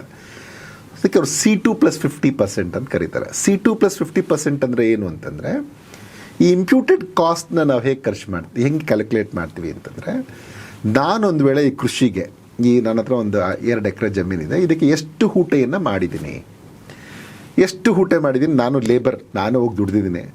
ಓಕೆ, ನೀನು ಎಷ್ಟು ದುಡ್ದಿದ್ಯಪ್ಪ? 200 ದಿನ ದುಡ್ದಿದ್ದೀನಿ. ಆ 200 ದಿನ ನೀನು ಹೊರಗಡೆ ದುಡ್ದಿದ್ರೆ ಎಷ್ಟು ಖರ್ಚು, ಈ ಬೀಜ ತರಕ್ಕೆ, ಗೊಬ್ಬರಕ್ಕೆ, ಇದಕ್ಕೆಲ್ಲ ಎಷ್ಟು ಖರ್ಚು ಮಾಡಿದ್ದೀನಿ, ಇನ್ಪುಟ್ಸ್ ಹಾಕೋಕ್ಕೆ ಎಲ್ಲ ಎಷ್ಟು ಖರ್ಚು ಮಾಡಿದ್ದೀನಿ. ಆಮೇಲೆ ನಂದೇ ಭೂಮಿ ಆದ್ರೂ ಒಂದು ವೇಳೆ ಬಾಡಿಗೆಗೆ ತೊಗೊಂಡಿದ್ರೆ ಎಷ್ಟು ಕೊಡ್ತಾ ಇದ್ದೆ. ಸೊ ಇದೆಲ್ಲವನ್ನ ಲೆಕ್ಕ ಹಾಕಿ ಒಂದು ಕಾಸ್ಟನ್ನು ಲೆಕ್ಕ ಹಾಕ್ತೀವಿ. ಅಂದರೆ ಲ್ಯಾಂಡ್ಗೆ, ಲೇಬರ್ಗೆ, ಕ್ಯಾಪಿಟಲ್ಗೆ, ಇದಕ್ಕೆಲ್ಲ ಒಂದಿಷ್ಟು ಖರ್ಚನ್ನ ಲೆಕ್ಕ ಹಾಕ್ತೀವಿ. ಆವಾಗ ಅದ್ರ ಮೇಲೆ ಕೊಡೋದಕ್ಕಂತ. ಅದಕ್ಕೆ ಇನ್ನೊಂದು ಚೆನ್ನಾಗಿ ಅವ್ರು ಏನು ಪ್ಲ್ಯಾನ್ ಮಾಡಿದ್ದಾರೆ ಅಂದರೆ, ನೀವೊಂದು ವೇಳೆ ಇಷ್ಟು ದುಡ್ಡನ್ನು, ಇಷ್ಟು ಈಗ ಕೌಂಟ್ ಆಗಿದ್ದಲ್ಲ ಈ ದುಡ್ಡು, ಈ ಕ್ಯಾಲ್ಕುಲೇಟ್ ಮಾಡೋ ದುಡ್ಡನ್ನು ಕೃಷಿಗೆ ಹಾಕದೆ ಬೇರೆ ಎಲ್ಲೋ ಹಾಕ್ತಿದ್ರೆ ನಿಂಗೆ ಎಷ್ಟು ಲಾಭ ಬರ್ತಾಯಿತ್ತು, ಅದರಲ್ಲಿ ಅಟ್ಲೀಸ್ಟ್ 50% ಬರಲಿ ಅನ್ನೋಂಥದ್ದು ಈಗಿನ ಸ್ವಾಮಿನಾಥನ್ ಕಮಿಟಿಯ ಒಂದು ರೆಕಮೆಂಡೇಷನು. ಆದರೆ ಇದರಲ್ಲೇನು ನನಗೇನು ಅಂಥ ತಪ್ಪು ಕಾಣಿಸಲ್ಲ. ಆದರೆ ಈಗ ಏನಾಗಿದೆ, ಎಜುಟೇಷನ್ ಮಾಡುವ ಬರದಲ್ಲಿ MSP ಕೇಳಬೇಕು. MSP ನನಗೆ ಕೊಡಿ, ಒಂದು ಮಾರ್ಕೆಟಲ್ಲಿ ಮಿನಿಮಮ್ ಅಶ್ಯೂರೆನ್ಸ್ ಕೊಡಿ, ಅದು ತಪ್ಪಲ್ಲ. ಆದರೆ ಕೇಳುವ ಬರದಲ್ಲಿ ಏನಾಗಿದೆ, ಇವರು ಬರೀ ಅದೊಂದು ಕಂಡೀಷನ್ ಹೇಳಿದ್ರೆ ಅದು ಚರ್ಚೆ ಮಾಡ್ಬೋದು. ಎಷ್ಟು MSP ಕೊಡಬೇಕು, ಸ್ವಾಮಿನಾಥನ್ ಪ್ರಕಾರ ಇಷ್ಟು ಕೊಡೋಕ್ಕಾಗತ್ತಾ ಇಲ್ವಾ, ಇನ್ನೂ ಸ್ವಲ್ಪ ಜಾಸ್ತಿ ಕೊಡ್ಬೋದಾ ಅಥವಾ ಇನ್ನೂ ಕಡಿಮೆ ಕೊಡ್ಬೋದಾ, ನಮ್ಮ ಹತ್ರ ಸಂಪನ್ಮೂಲ ಎಷ್ಟಿದೆ ಅಂತ ನೋಡಿಕೊಂಡು ಸರ್ಕಾರ ಮಾತುಕತೆಯಲ್ಲಿ ಚರ್ಚೆ ಮಾಡ್ಬೋದು. ಆದರೆ ಇಲ್ಲಿ ಒಂದು ನನಗೆ ಅದನ್ನು ಅವ್ರ ಬೇಡಿಕೆಗಳನ್ನು ಓದ್ತಾ ಇದ್ದೆ, ನನಗೆ ಆಗ ಅದು ಅಷ್ಟು ಒಬ್ಬ ಅರ್ಥಶಾಸ್ತ್ರದ ವಿದ್ಯಾರ್ಥಿಯಾಗಿ ಇಷ್ಟು ಸಹಮತ ಅನ್ನಿಸ್ತಿಲ್ಲ. ಅದು ಯಾಕೆ ಅಂತ ನಿಮ್ಗೆ ಹೇಳ್ತೇನೆ. ಎಲ್ಲ ರೈತರ ಸಾಲನ ಮನ್ನಾ ಮಾಡಿಬಿಡಿ ಅಂತ ಒಂದು ಬೇಡಿಕೆ ಇದೆ. ಅದರಲ್ಲಿ ಯಾರ್ಯಾರು ಕೃಷಿ ಕಾರ್ಮಿಕರಿದ್ದಾರೆ ಅವ್ರ ಸಾಲ ಮನ್ನಾ ಮಾಡಿ, ಯಾರು ಕಷ್ಟದಲ್ಲಿದ್ದಾರೆ ಆ ರೈತರು ಅಥವಾ ಅತೀ ಸಣ್ಣ ರೈತರ ಸಾಲನ ಇಷ್ಟು % ಮನ್ನಾ ಮಾಡಿ ಅಂತ ಹೇಳೋದ್ರಲ್ಲಿ ಒಂದು ಅರ್ಥ ಇರುತ್ತೆ. ಎಲ್ಲರದು ಮನ್ನಾ ಮಾಡಿ ಅಂತಂದರೆ ಅದಕ್ಕೆ ಯೋಚನೆ ಮಾಡಬೇಕಾಗತ್ತೆ. ಆಮೇಲೆ ಲ್ಯಾಂಡ್ ಅಕ್ವಿಸಿಷನ್ ಆ್ಯಕ್ಟನ್ನು 2013 ನೀವು ಇಂಪ್ಲಿಮೆಂಟ್ ಮಾಡಿ ಅಂತ ಇನ್ನೊಂದು ಬೇಡಿಕೆ ಇದೆ ಅದರಲ್ಲಿ ಏನಿದೆ, ರಿಟರ್ನ್ ಕನ್ಸೆಂಟ್ ಆಫ್ ಫಾರ್ಮರ್ಸ್ ತೊಗೊಳ್ಬೇಕು. ಯಾವಾಗಾದರೂ ನೀವು ಈ ಥರ ಅಕ್ವಿಸಿಷನ್ ಮಾಡಿದ್ರೆ ರೈತರದ್ದು ಜಾಗನ, ಅದು ಸರಿ ಇದೆ. ಆದರೆ ಕಾಂಪನ್ಸೇಷನ್ ಕೊಡುವಾಗ 4 ಪಟ್ಟು ಜಾಸ್ತಿ ಕೊಡಿ ನೀವು ಅಂತ ಹೇಳ್ತಾರೆ. ಅದನ್ನೂ ಒಂದು ಕಡೆ ಒಪ್ಬೋದು. ಅದು ಏನಂತಂದರೆ ಕಂಪ್ಯೂಟ್ ಮಾಡಿ ಪ್ರೈಸ್, ಕಲೆಕ್ಟರ್ಸ್ ಪ್ರೈಸ್ ಅಂತ ಹೇಳ್ತಾರೆ. ಕಲೆಕ್ಟರ್ ಅಂದರೆ ನೀವೀಗ ಒಂದು ವೇಳೆ ನೀವು ಕೊಂಡ್ಕೊಂಡಿದ್ರೆ ಈ ಜಮೀನನ್ನ ಎಷ್ಟು ಗೈಡೆನ್ಸ್ ವ್ಯಾಲ್ಯೂಲಿ ಮಾರ್ತಿದ್ರಲ್ಲ, ತೊಗೊಳ್ತಿದ್ರಿ ಅಥವಾ ಮಾರ್ತಿದ್ರಲ್ಲ, ಆ ರೇಟಿನ 4%, ಇದು ಓಕೆ. ಆಮೇಲೆ ವಿಡ್ರಾಲ್ ಫ್ರಮ್ ದಿ WTO ಅಂತ ಹೇಳ್ತಾರೆ, ವಿಶ್ವ ವ್ಯಾಪಾರಿ ಸಂಸ್ಥೆ. ಸಾಧ್ಯ ಇರೋ ಮಾತಾ. ಈಗ ನಾವು ಈಗಾಗಲೇ ಮುಂದಕ್ಕೆ ಬಂದು ಹಿಂದಕ್ಕೆ ಬಂದ್ಬಿಡಿ ಅಂತ ಹೇಳುವಂಥದ್ದು ಇದೆಯಲ್ಲ, ನಾವು ಆರ್ಥಿಕವಾಗಿ ಉತ್ತರ ಕೊರಿಯಾ ಆಗ್ಲಿಕ್ಕೆ ಆಗಲ್ಲ. ಮತ್ತೆ ಕೆಲವ್ರನ್ನೆಲ್ಲನೂ ನನಗೇನು ಅಗತ್ಯ ಇದೆ, ನನಗೆ ಅದರಿಂದ ಏನು ನೆಗೆಟಿವ್ ಫ್ಯಾಕ್ಟರ್ಸ್ ಇದೆ, ಅದನ್ನು ಸರಿ ಮಾಡಿಕೊಡಿ ಅಂತ ಕೇಳಬೇಕಾಗಲಿ ನೀವು ಅದರಿಂದ ಹೊರಗಡೆ ಬಂದ್ಬಿಡಿ. ಈಗ ನನ್ನ ಪರವ್ಯೂ ಏನು, ನಾನು ಒಬ್ಬ ವಿದ್ಯಾರ್ಥಿ ಆಗಿದ್ದರೆ ನನಗೆ ನೀವು ಕೇಳಬೇಕು, ನಾನು ಕೇಳಬೇಕಾಗಿರೋದು ನನಗೆ ಕೌಶಲ್ಯ ಕೊಡಿ, ಉದ್ಯೋಗ ಹೇಗೆ ದೊರಕಿಸ್ಕೊಳ್ಬೇಕು ಅಂತ ಮಾರ್ಗದರ್ಶನ ಕೊಡಿ. ಸ್ಟೂಡೆಂಟ್ ಲೋನ್ ಮೇಲೆ ಒಂಚೂರು, ಎಜುಕೇಷನ್ ಲೋನ್ ಮೇಲೆ ಬಡ್ಡಿ ಕಡಿಮೆ ಮಾಡಿ ಅಂತ ಹೇಳಬೇಕು. ಒಬ್ಬ ರೈತರು ಏನು ಹೇಳಬೇಕು, ನನಗೆ ಕಷ್ಟ ಆದಾಗ, ಬೆಳೆ ಬರದೇ ಇದ್ದಾಗ ನನಗೆ ನೀವು ಇನ್ಶೂರೆನ್ಸ್ ಕೊಡಿ, ಇಲ್ಲ ಅಂತಂದರೆ ಮಾರುಕಟ್ಟೆಗೆ ಜಾಸ್ತಿ ಬೆಳೆ ಬಂದಾಗ ಮಿನಿಮಮ್ ಸಪೋರ್ಟ್ ಪ್ರೈಸ್ ನನಗೆ ಸಹಾಯ ಮಾಡಿಸಿ, ಇದನ್ನು ಕೇಳಬೇಕು. ನೀವು WTO ಇಂದ ಹೊರಗಡೆ ಬನ್ನಿ, ಇದರಿಂದ ಮಾಡಿ ಅನ್ನುವಂಥದ್ದು. ಆಮೇಲೆ ಈ ಮನ್ರೇಗಾದಲ್ಲಿ Mahatma Gandhi national rural employment guarantee ಪ್ರೋಗ್ರಾಮಲ್ಲಿ 200 ದಿನ ಕೆಲಸ ಕೊಡಿ, 700 ರೂಪಾಯಿ ಪ್ರತಿ ಕಾರ್ಮಿಕನಿಗೆ ಅದರಲ್ಲಿ ಕೆಲಸ ಕೊಡಿ, 700 ರೂಪಾಯಿ ಕೊಟ್ಟಿದ್ದಲ್ಲದೆ ಅದನ್ನೆಲ್ಲವನ್ನು ಕೃಷಿಗೆ ಲಿಂಕ್ ಮಾಡಿ ಅವ್ನ ಕೆಲಸ ಎಲ್ಲ ಅವ್ರವ್ರ ನಮ್ಮ ಜಮೀನಲ್ಲಿ ಮಾಡುವಂಥದ್ದು, ರೈತರಿಗೆ ಹೆಲ್ಪ್ ಮಾಡೋಕ್ಕಾಗಲಿ, ಈ ಥರದ್ದು ಹೇಳ್ತಾ ಹೋದರೆ ಅದಕ್ಕೆ ಅರ್ಥ ಇಲ್ಲ ಅನಿಸುತ್ತೆ. ನನ್ನ ಪರ್ವ್ಯೂ ಏನಿದೆ, ನಾನು ಯಾವಾಗಲೂ ರೈತರ ಪರವಾಗಿ, ಯಾಕಂದರೆ ಅವರೇ ನಮ್ಗೆ ಊಟ ಕೊಡೋದು, ಅವ್ರು ಕಷ್ಟಪಡೋದು, ಅವ್ರ ಪರವಾಗಿ ಮಾತಾಡೋಕ್ಕೆ ನಾನು ಇಷ್ಟಪಡೋದು. ಆದರೆ ಈ ಕಂಡೀಷನ್ಸನ್ನು ನೋಡುವಾಗ ಏನು ಅದರಲ್ಲಿ ಒಂದು ಹೇಳ್ತಾರೆ, ಸ್ಟ್ರಿಕ್ಟ್ ಪೆನಾಲ್ಟಿ ಹಾಕಿ ಯಾರಾದರೂ ಫೇಕ್ ಆಗಿ ಅವರು ಸೀಡ್ಸ್ ತಯಾರಿಸಿದ್ರೆ ಮತ್ತು ಗೊಬ್ಬರನ ಎಲ್ಲನೂ ಫೇಕ್ ಆದರೆ ಅಡಲ್ಟ್ರ್ ಮಾಡಿದ್ದು, ಈ ಥರ ಅದೆಲ್ಲ ಒಪ್ಕೊಳ್ಳುವ ಅಂಥ ಕಂಡೀಷನ್ಸ್ ಇದ್ದರೆ ನಾವು ರೈತರ ಜೊತೆಗೆ ನಿಂತ್ಕೋಬೇಕಾಗತ್ತೆ. ಇದು ಕರೆಕ್ಟ್ ಇದೆ, ಅವ್ರ ಮೇಲೆ ನೀವು ಯಾಕೆಂದರೆ ಬೀಜ, ರಸಗೊಬ್ಬರ ಇವೆಲ್ಲವನ್ನೂ ನೀವು ಕಳಪೆ ಕೊಟ್ಬಿಟ್ರೆ ಖಂಡಿತ ರೈತರಿಗೆ ತೊಂದರೆ ಆಗುತ್ತೆ. ಅಂಥದ್ದನ್ನು ಕೇಳಬೇಕು, ಅದು ಇದೆ ಅದರಲ್ಲಿ. ಆದರೆ WTO ಇಂದ ಹೊರಗೆ ಬನ್ನಿ, 200 ದಿನ ಮನ್ರೇಗಾದಲ್ಲಿ ಕೆಲಸ ಮಾಡಿ ಅವ್ರಿಗೆಲ್ಲ 700 ರೂಪಾಯಿ ಕೊಡಿ, ಇದು ಇವತ್ತಿನ ಚರ್ಚೆಯ ವಿಷಯ ಯಾಕಾಗಬೇಕು ಅನ್ನೋಂಥದ್ದು ನನ್ನ ವಿಚಾರ. ಆಮೇಲೆ ಇವರು MSPನ ಎಲ್ಲ ಕ್ರಾಪ್ಸ್ಗೆ ಕೊಡಿ, ನಮ್ಗೆ ಹತ್ರ ಅಷ್ಟು ರಿಸೋರ್ಸಸ್ ಇರುತ್ತಾ ಅನ್ನೋಂಥದ್ದನ್ನು ನೋಡ್ಕೋಬೇಕು. ಈಗ ಯಾವ್ಯಾವುದು ಪ್ರಮುಖ ಬೆಳೆಗಳು ಯಾವಾಗಲೂ ನಷ್ಟ ಹೊಂದುತ್ತೆ ಅಂಥ ಬೆಳೆಗಳಿಗೆ, ಸಾಮಾನ್ಯ ಈ ಆಹಾರ ಧಾನ್ಯದ ಬೆಳೆಗಳಿಗೆ ಇವು ನಮಗೆ ಜಾಸ್ತಿ ಲಾಸ್ ಆಗೋದು, ಅಂಥ ಕಡೆಗೆ ನಾವು ಗಮನ ಕೊಡ್ಬೋದಾಗಿತ್ತು. ಆ ಥರ ಈಗ ಯಾವಾಗಲೂ ನಮ್ಮ ಬೇಡಿಕೆ ಏನು ಅನ್ನೋಂಥದ್ದನ್ನು ರೈತರು ಕೂಡ ಅದನ್ನು ಪೊಲಿಟಿಸೈಸ್ ಮಾಡಬಾರ್ದು. ತಮಗೆ ನಿಜವಾದ ಅಗತ್ಯತೆಗಳೇನಿರುತ್ತೆ ಅದಕ್ಕಾಗಿ ಹೋರಾಟ ಮಾಡಬೇಕು, ಎಲ್ಲ ಭಾರತೀಯರು ಅದಕ್ಕೆ ಹೆಲ್ಪ್ ಮಾಡಬೇಕು. ಆದರೆ ನಾನು ಲೈನನ್ನು ಬಿಟ್ಟು ನಾನು ಪ್ರತಿಯೊಂದನ್ನು ಕೇಳ್ತೀನಿ, ಇದೇ ಒಂದು ಇದರಲ್ಲಿ ಇದೆಲ್ಲ ಮಾಡಿ ಅದು ಮಾಡಿ WTO ಇಂದ ಹೊರಗಡೆ ಬನ್ನಿ. ಇನ್ನೊಂದು ಒಳ್ಳೇದಿದೆ, right of the indigenous people. ಇಲ್ಲಿನ ಜನಕ್ಕೆ ಮೇಲೇ ನೀರು, ಕಾಡು, ಲ್ಯಾಂಡ್ಗೆ ಎಲ್ಲನೂ ಆ ಥರದ್ದು ಒಂದು ಚರ್ಚೆ ಮಾಡ್ಬೋದು. ಅಟ್ಲೀಸ್ಟ್ ನೀವು ಇಂಥದ್ದೆಲ್ಲನೂ ಅಟ್ಲೀಸ್ಟ್ ಓಕೆ ರೈತರಿಗೆ ಅರ್ಥ ಇದೆ, ಕೇಳ್ತಾ ಇದ್ದಾರೆ ಅಂತ ಅನ್ಬೋದು. ಇದು ರೈತರ ಹೆಸರಲ್ಲಿ ನಾವು ಅಜಿಟೇಷನ್ ಮಾಡುವಾಗ ಅದಕ್ಕೆ ಸಂಬಂಧ ಇಲ್ಲದೆ ಇರೋವಂಥದ್ದನ್ನೆಲ್ಲವನ್ನ ತಂದು ಇದ್ರೊಳಗಡೆ ಹಾಕೋದಿದ್ದಿಲ್ಲ, ಅದರ ವಿರುದ್ಧ ನಾನು. ಸರ್, ಈಗ MSP ಅಂತ ಬಂದಾಗಲೂ ಕೂಡ ಈ ಇನ್ನೊಂದಲ್ಲಿ ಏನು ಆರ್ಗ್ಯುಮೆಂಟ್ ನಡೆಯುತ್ತೆ ಅಂತ ಹೇಳಿದ್ರೆ, ನಮ್ಮಲ್ಲಿ ಬೆಳೆಗಳು ಈಗ ಸರ್ಕಾರ ಖರೀದಿ ಮಾಡುತ್ತಲ್ವ, ಅದು ಫುಡ್ ಕಾರ್ಪೊರೇಷನ್ ಆಫ್ ಇಂಡಿಯಾದಲ್ಲಿ ಕೊಳಿತಾ ಇದೆ. ಭತ್ತ ಮತ್ತು ಗೋಧಿ ಸಾಕು ಅಂದರೂ ಕೂಡ ಅದನ್ನೇ ಜಾಸ್ತಿ ಮತ್ತು ಅದನ್ನೇ ಬೆಳೆಯಲಾಗ್ತಾ ಇದೆ. ಯಾಕಂದರೆ ಈ ವಿಶೇಷವಾಗಿ ಪಂಜಾಬ್ ಮತ್ತು ಹರಿಯಾಣ ಭಾಗದಲ್ಲಿ, ಮಧ್ಯಪ್ರದೇಶ ಇಲ್ಲೆಲ್ಲ, ಉತ್ತರ ಪ್ರದೇಶ, ಬಿಹಾರದಿಂದ ಟ್ರೈನಲ್ಲಿ ಕಾರ್ಮಿಕರನ್ನು ತೊಗೊಂಡು ಹೋಗ್ತಾರೆ, ಸರ್ಕಾರದಿಂದ ಫ್ರೀ ವಾಟರ್ ಮತ್ತು ಕರೆಂಟ್ ಇದೆ, ಅವ್ರನ್ನೆಲ್ಲ ಸೆಟಲ್ಮೆಂಟ್ ಥರ ಮಾಡಿಸ್ಕೊಂಡು ಭತ್ತ ಗೋಧಿ ಮಾತ್ರ ಬೆಳೀತಾ ಇದ್ದಾರೆ. ನಮಗೆ ಎಣ್ಣೆ ಕಾಳುಗಳ ಅಗತ್ಯ ಇದೆ, ಬೇರೆ ಬೇರೆ ದವಸ ಧಾನ್ಯಗಳ ಅಗತ್ಯ ಇದೆ, ಇಂಪೋರ್ಟ್ ಮಾಡ್ತಾ ಇದ್ದೀವಿ, ಅದನ್ನು ಬೆಳೀರಿ ಅಂದರೂ ಕೂಡ ಬೆಳೀತಾ ಇಲ್ಲ.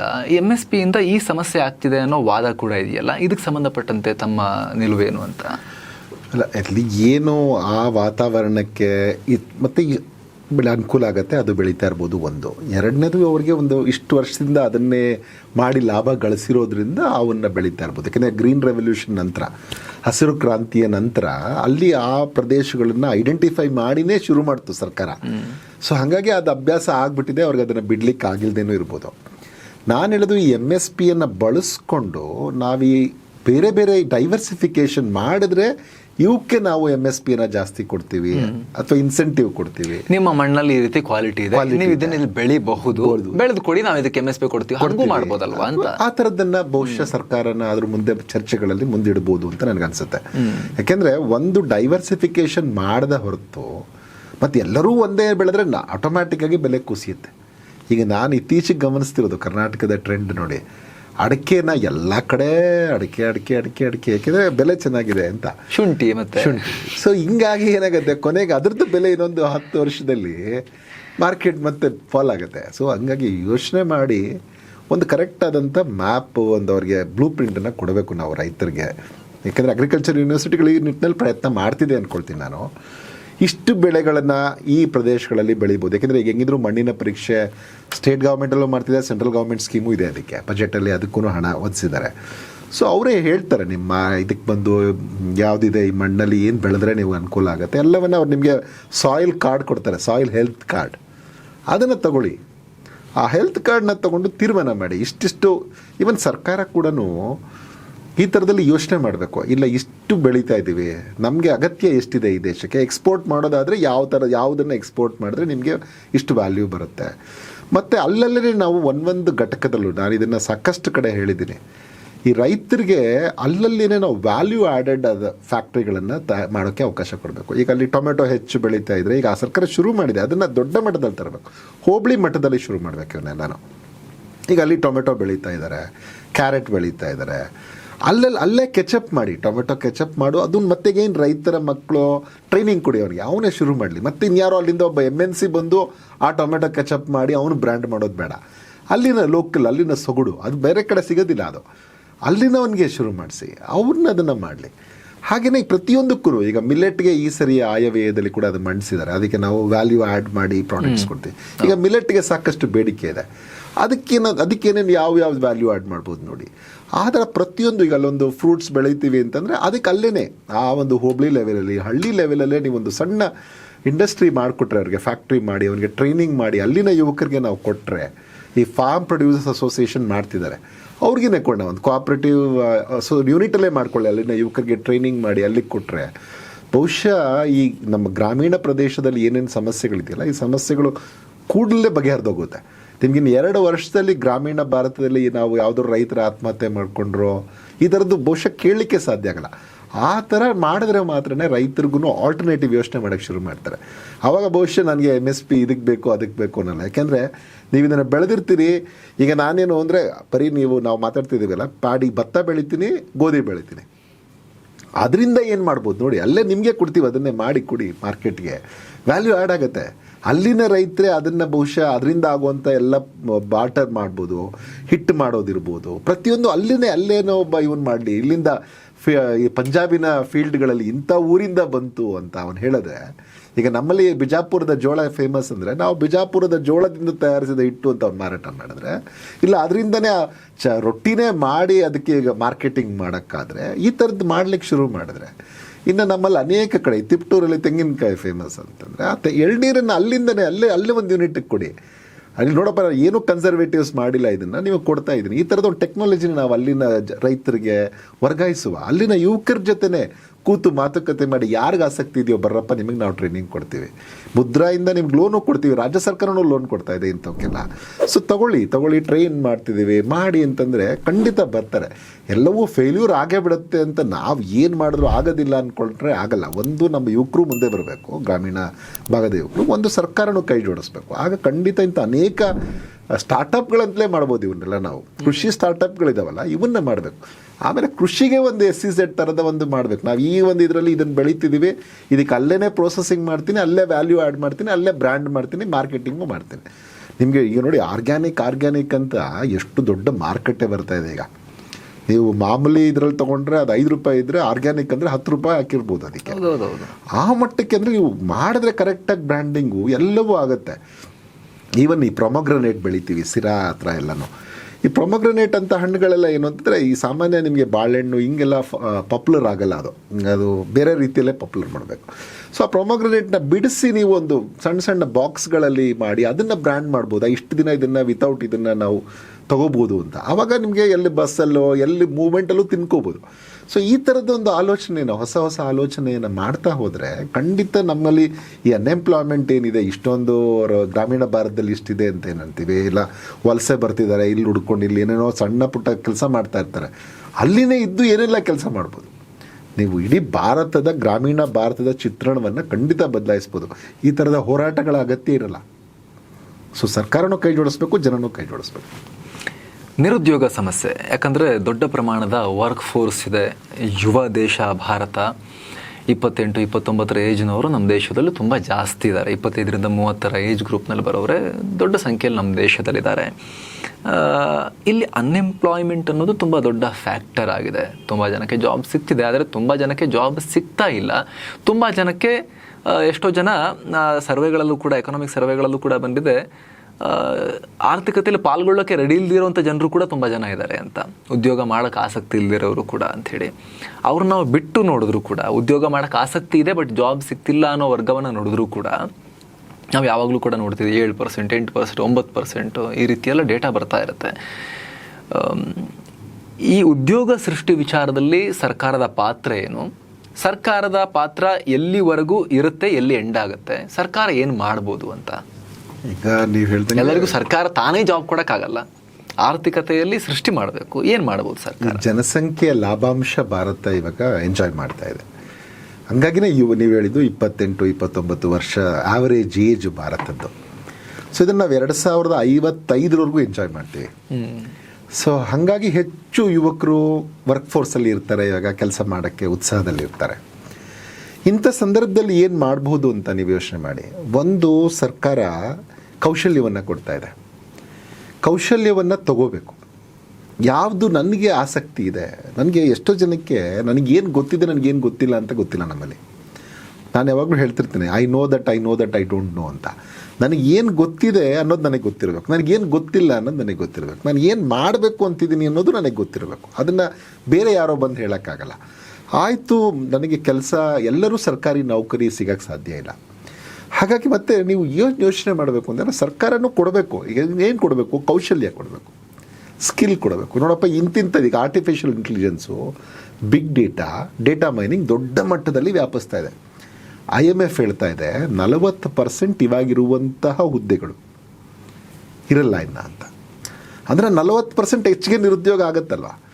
ಆದರೆ ಈ artificial intelligence, big data mining, block technology ಇವೆಲ್ಲವೂ ಇನ್ನೊಂದು ಬೇರೆ ರೀತಿಯಾದ ಉದ್ಯೋಗವನ್ನು ಸೃಷ್ಟಿ ಮಾಡುತ್ತೆ.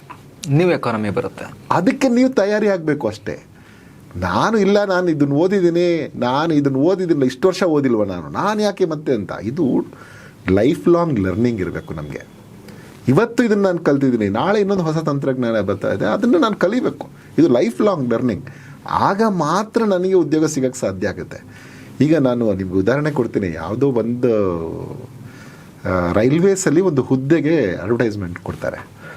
ಅದಕ್ಕೆ ಕೇವಲ 8ನೇ ಕ್ಲಾಸ್ ಪಾಸ್ ಅದಂದರೆ ಗ್ರೂಪ್ ಡಿಗೆ ಅಸಿಸ್ಟೆಂಟ್ ಒಂದು ಕೆಲಸ ಏನೋ ಅಲ್ಲಿಂದ ಎತ್ಕೊಂಡು ಹೋಗೋದು, ಆ ಥರದೊಂದು ಹುದ್ದೆಯ ಬಗ್ಗೆ ಗೌರವ ಇದೆ. ಆದರೆ ಅದಕ್ಕೆ ನಿಗದಿಪಡಿಸಿರುವಂತಹ ಏನು ಕ್ವಾಲಿಫಿಕೇಷನು 8ನೇ ಕ್ಲಾಸ್ ಪಾಸ್ ಆದರೆ ಸಾಕು.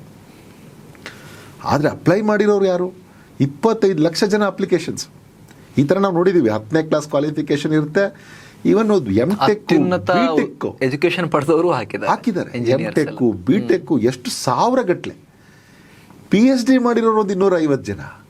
ಇದರಲ್ಲಿ 2 ಅಂಶಗಳು ನೀವು ನೋಡಿ. ಒಂದು, ನನಗೆ ನಾನು ಗಳಿಸಿರುವ PhD ಬಗ್ಗೆ ಅಥವಾ ನಾನು ತೊಗೊಂಡಿರುವ MTech ಬಗ್ಗೆ ನನಗೆ ನಂಬಿಕೆ ಇಲ್ಲ. ಅಂದರೆ ನನಗೆ ಕೆಲಸ ಕೊಡುತ್ತೆ ಇದು ಅನ್ನುವಂಥ ಧೈರ್ಯವೇ ಇಲ್ಲ ನನಗೆ, ಮೊದಲನೇದು.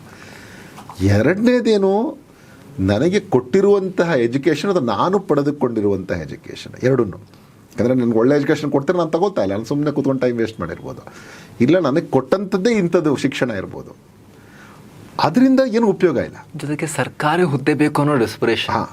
ಅಲ್ಲ, ಅಲ್ಲಿನೂ ಗವರ್ಮೆಂಟ್ ಜಾಬ್ ಕಾಂಪಿಟೇಷನ್ ಇದೆಯಲ್ಲ ನಿಮಗೆ. ಹುದ್ದೆಗಳೀಗ ಸರ್ಕಾರಿ ನೌಕರಿ ಜಾಸ್ತಿ ಆಗ್ತಾ ಇಲ್ಲ, ತುಂಬ್ತಾ ಇಲ್ಲ ಸರ್ಕಾರ ಪೋಸ್ಟು. ಸೊ ಹಾಗಾಗಿ ಸರ್ಕಾರ ಏನು ಮಾಡ್ತಾ ಇದೆ, ನೀನು ಬರೀ ಉದ್ಯೋಗ ಹುಡುಕ್ಬೇಡಪ್ಪ, ನೀನು ಉದ್ಯೋಗ ಕೊಡೋನಾಗು ಅನ್ನುವಂಥದ್ದು ರಾಜ್ಯ ಸರ್ಕಾರನೂ ಮಾಡಿದೆ, ಕೇಂದ್ರ ಸರ್ಕಾರವೂ ಮಾಡಿದೆ. ಅದಕ್ಕೆ ಸಾಕಷ್ಟು ಸ್ಕೀಮ್ಸ್ ಇದೆ. ಅದನ್ನು ಉಪಯೋಗಿಸ್ಕೊಂಡು ನಾವೇನೇನು ಮಾಡ್ಬೋದು. ನನಗೆ ಈ ಥರದ್ದೊಂದು ಚೆನ್ನಾಗಿದೆ. ಈಗ ನೋಡಿ, ಆ್ಯಕ್ಚುಲಿ ದುಡಿಲೇಬೇಕು ಅಂತ ನನಗಿದ್ರೆ, ನಾನು ಪಡೆದಿರುವ ಶಿಕ್ಷಣ ಕರೆಕ್ಟಾಗಿ ನಾನು ಉಪಯೋಗಿಸ್ಕೊಂಡ್ರೆ ಏನೆಲ್ಲ ಮಾಡ್ಬೋದು ಗೊತ್ತಾ. ನೀವು ಚೆನ್ನಾಗಿ ನಕ್ಕರೆ ಅದಕ್ಕೊಂದು ಮಾರ್ಕೆಟ್ ಇದೆ, ಜೋರಾಗಿ ಅಳಕ್ಕೆ ಬಂದರೆ ಅದಕ್ಕೊಂದು ಮಾರ್ಕೆಟ್ ಇದೆ. ಇಲ್ಲ, ನಾನು ಕ್ಯೂವಲ್ಲಿ ನಿಂತ್ಕೋತೀನಿ ಅಂದರೆ ಅದಕ್ಕೊಂದು ಮಾರ್ಕೆಟ್ ಇದೆ.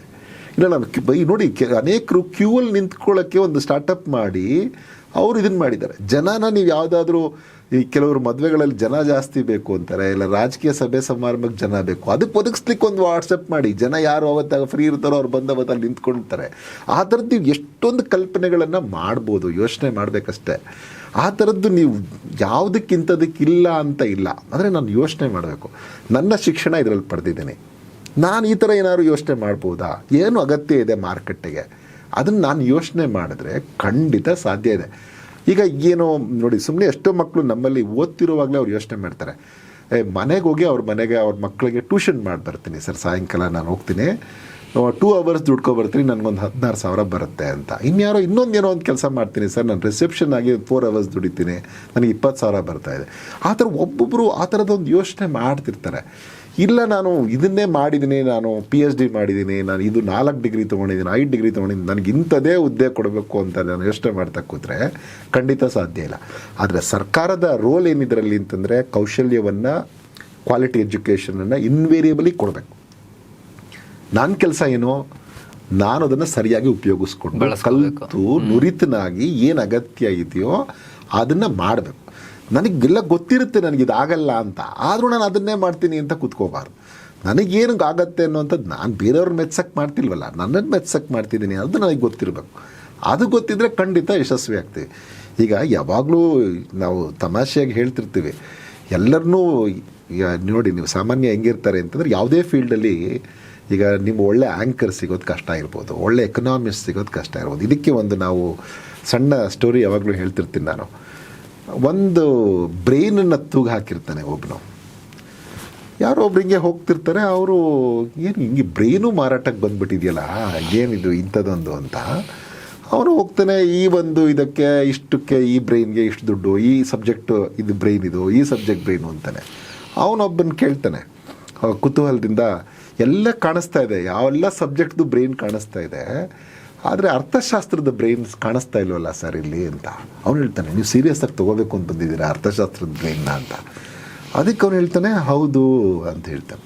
ಚೆಕ್ ಅಂತ ಇಮಿಡಿಯೇಟಾಗಿ ಸೆಕ್ಯೂರಿಟಿ ಗಾರ್ಡ್ಸ್ ಎಲ್ಲ ಅವ್ನು ಹಿಂದೆ ಬಂದು ಸುತ್ತುವರೆದು ಅವನನ್ನು ಒಳಗಡೆ ಕರ್ಕೊಂಡು ಹೋಗ್ತಾರೆ. 1 ಬಾಗಿಲು 2 ಬಾಗಿಲು 3 ಬಾಗಿಲು 7ನೇ ಬಾಗಿಲು ಓಪನ್ ಆಗಿ ಒಂದೇ ಒಂದನ್ನು ಒಳಗಡೆ ಇರುತ್ತೆ, ಗಾಜಿನ ಇದರಲ್ಲಿ ಹಾಕಿರ್ತಾರೆ. ಅದ್ರ ಬೆಲೆ ನೋಡಿದ್ರೆ ಅವ್ನಿಗೆ ಆಶ್ಚರ್ಯ ಆಗ್ಬಿಡುತ್ತೆ. 4 ಕೋಟಿ ಹಾಕಿರ್ತಾರೆ. ಏನೋ ಅದಕ್ಕೆ ಎಂತೆಂಥ ವಿಜ್ಞಾನಿಗಳ ಬ್ರೈನ್ನ ನೀವು ಇಷ್ಟು ಕಡಿಮೆ ಇದೆಯಲ್ಲ ಇದನ್ನು. ಅದಕ್ಕೆ ಅವನು ಹೇಳ್ತಾನೆ, ಒಂದು ಎಲ್ಲರೂ ಅರ್ಥಶಾಸ್ತ್ರಗಳು ಅಂತ ಹೇಳ್ತಾ ಇರೋರು ಎಲ್ಲರೂ ಹೇಳ್ತಾ ಇದ್ರು ನಾನು ಎಕನಾಮಿಸ್ಟ್ ಅಂತ, ಆದರೆ ನಾನು ಇದು ಒಂದು ಬ್ರೈನ್ ತರಕ್ಕೆ ಎಕನಾಮಿಸ್ಟ್ ಬ್ರೈನ್ ಹುಡ್ಕೋಕ್ಕೆ ಎಷ್ಟು ತಲೆ ಹೊಡೆದಿದ್ದೀನಿ ಗೊತ್ತಾ ಅಂತ. ಇದು ನಾನು ಹೈಪೋಥೆಟಿಕಲ್ ಆಗಿ ಒಂದು ಕಥೆಯ ರೂಪದಲ್ಲಿ ಹೇಳಿದ್ದು, ನಿಜ ಅಲ್ಲದೆ ಇದ್ರೂ. ಆದರೆ ಈ ಥರನೇ ನಾನೇನೋ ಓದಿದ್ದೀನಿ, ಅದ್ರಲ್ಲಿ ಜ್ಞಾನ ಇದೆಯಾ ನನಗೆ, ನಾನು ಜ್ಞಾನ ಇದ್ದರೆ ಅದರಲ್ಲಿ ಮುಂದುವರಿ, ಇಲ್ವಾ ನೀನು ಹೊಸ ಜ್ಞಾನವನ್ನು ಪಡಿ. Unlearn what you have learned. ನಿನಗೆ ಗೊತ್ತಿಲ್ಲ, ಅದಕ್ಕೆ ನೀನು ಏನು ಕಲ್ತಿದ್ದೀನಿ ಅಂದ್ಕೊಂಡಿದ್ದೀಯ ಅದನ್ನು ಅನ್ಲರ್ನ್ ಮಾಡು, ಹೊಸದನ್ನು ಲರ್ನ್ ಮಾಡು.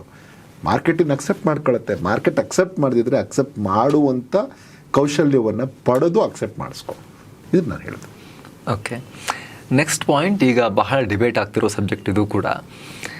ತೆರಿಗೆ ಹಂಚಿಕೆ, ಕೇಂದ್ರ ಮತ್ತು ರಾಜ್ಯಗಳ ನಡುವೆ ತೆರಿಗೆ ಹಂಚಿಕೆ ಆಗ್ತಿರೋ ವಿಚಾರಕ್ಕೆ ಸಂಬಂಧಪಟ್ಟಂತೆ ಬಹಳ ಡಿಬೇಟ್ ನಡೀತಾ ಇದೆ. ನಮ್ಮ ರಾಜ್ಯದಿಂದ ಇಷ್ಟು ಹೋಗ್ತಿದೆ, ಬರ್ತಿರೋದು ತುಂಬ ಕಮ್ಮಿ ಆಯಿತು, ಸಿಗಬೇಕಾದ ನ್ಯಾಯಯುತವಾದ ಪಾಲಲ್ಲೂ ಕೂಡ ಕಮ್ಮಿ ಮಾಡ್ತಾ ಇದ್ದೀರಾ ಅನ್ನೋದೆಲ್ಲ ಚರ್ಚೆ ನಡೀತಾ ಇದೆ.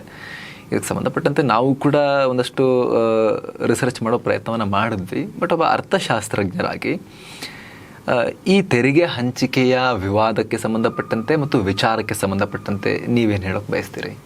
ಇದು ನೋಡಿ ಏನಾಗಿದೆ, ಸಂವಿಧಾನದಲ್ಲಿ ನಮಗೆ ಆರ್ಟಿಕಲ್ 280ರಲ್ಲಿ ಒಂದು ಫೈನಾನ್ಸ್ ಕಮಿಷನ್ನ ಕಾನ್ಸ್ಟಿಟ್ಯೂಟ್ ಮಾಡೋಕ್ಕೆ ಒಂದು ಅವಕಾಶ ಇದೆ. ಫೈನಾನ್ಸ್ ಕಮಿಷನ್ ಯಾಕೆ ಮಾಡುತ್ತೆ ಅಂತಂದರೆ, ಒಟ್ಟು ತೆರಿಗೆಯ ಪಾಲನ. ಈಗ ಕೇಂದ್ರ ಸರ್ಕಾರ ತೆರಿಗೆಯನ್ನು ಹಾಕುತ್ತೆ, ತೆರಿಗೆಯನ್ನು ಕಲೆಕ್ಟ್ ಮಾಡುತ್ತೆ, ಅದು ಒಂದು ಮಾರ್ಗ.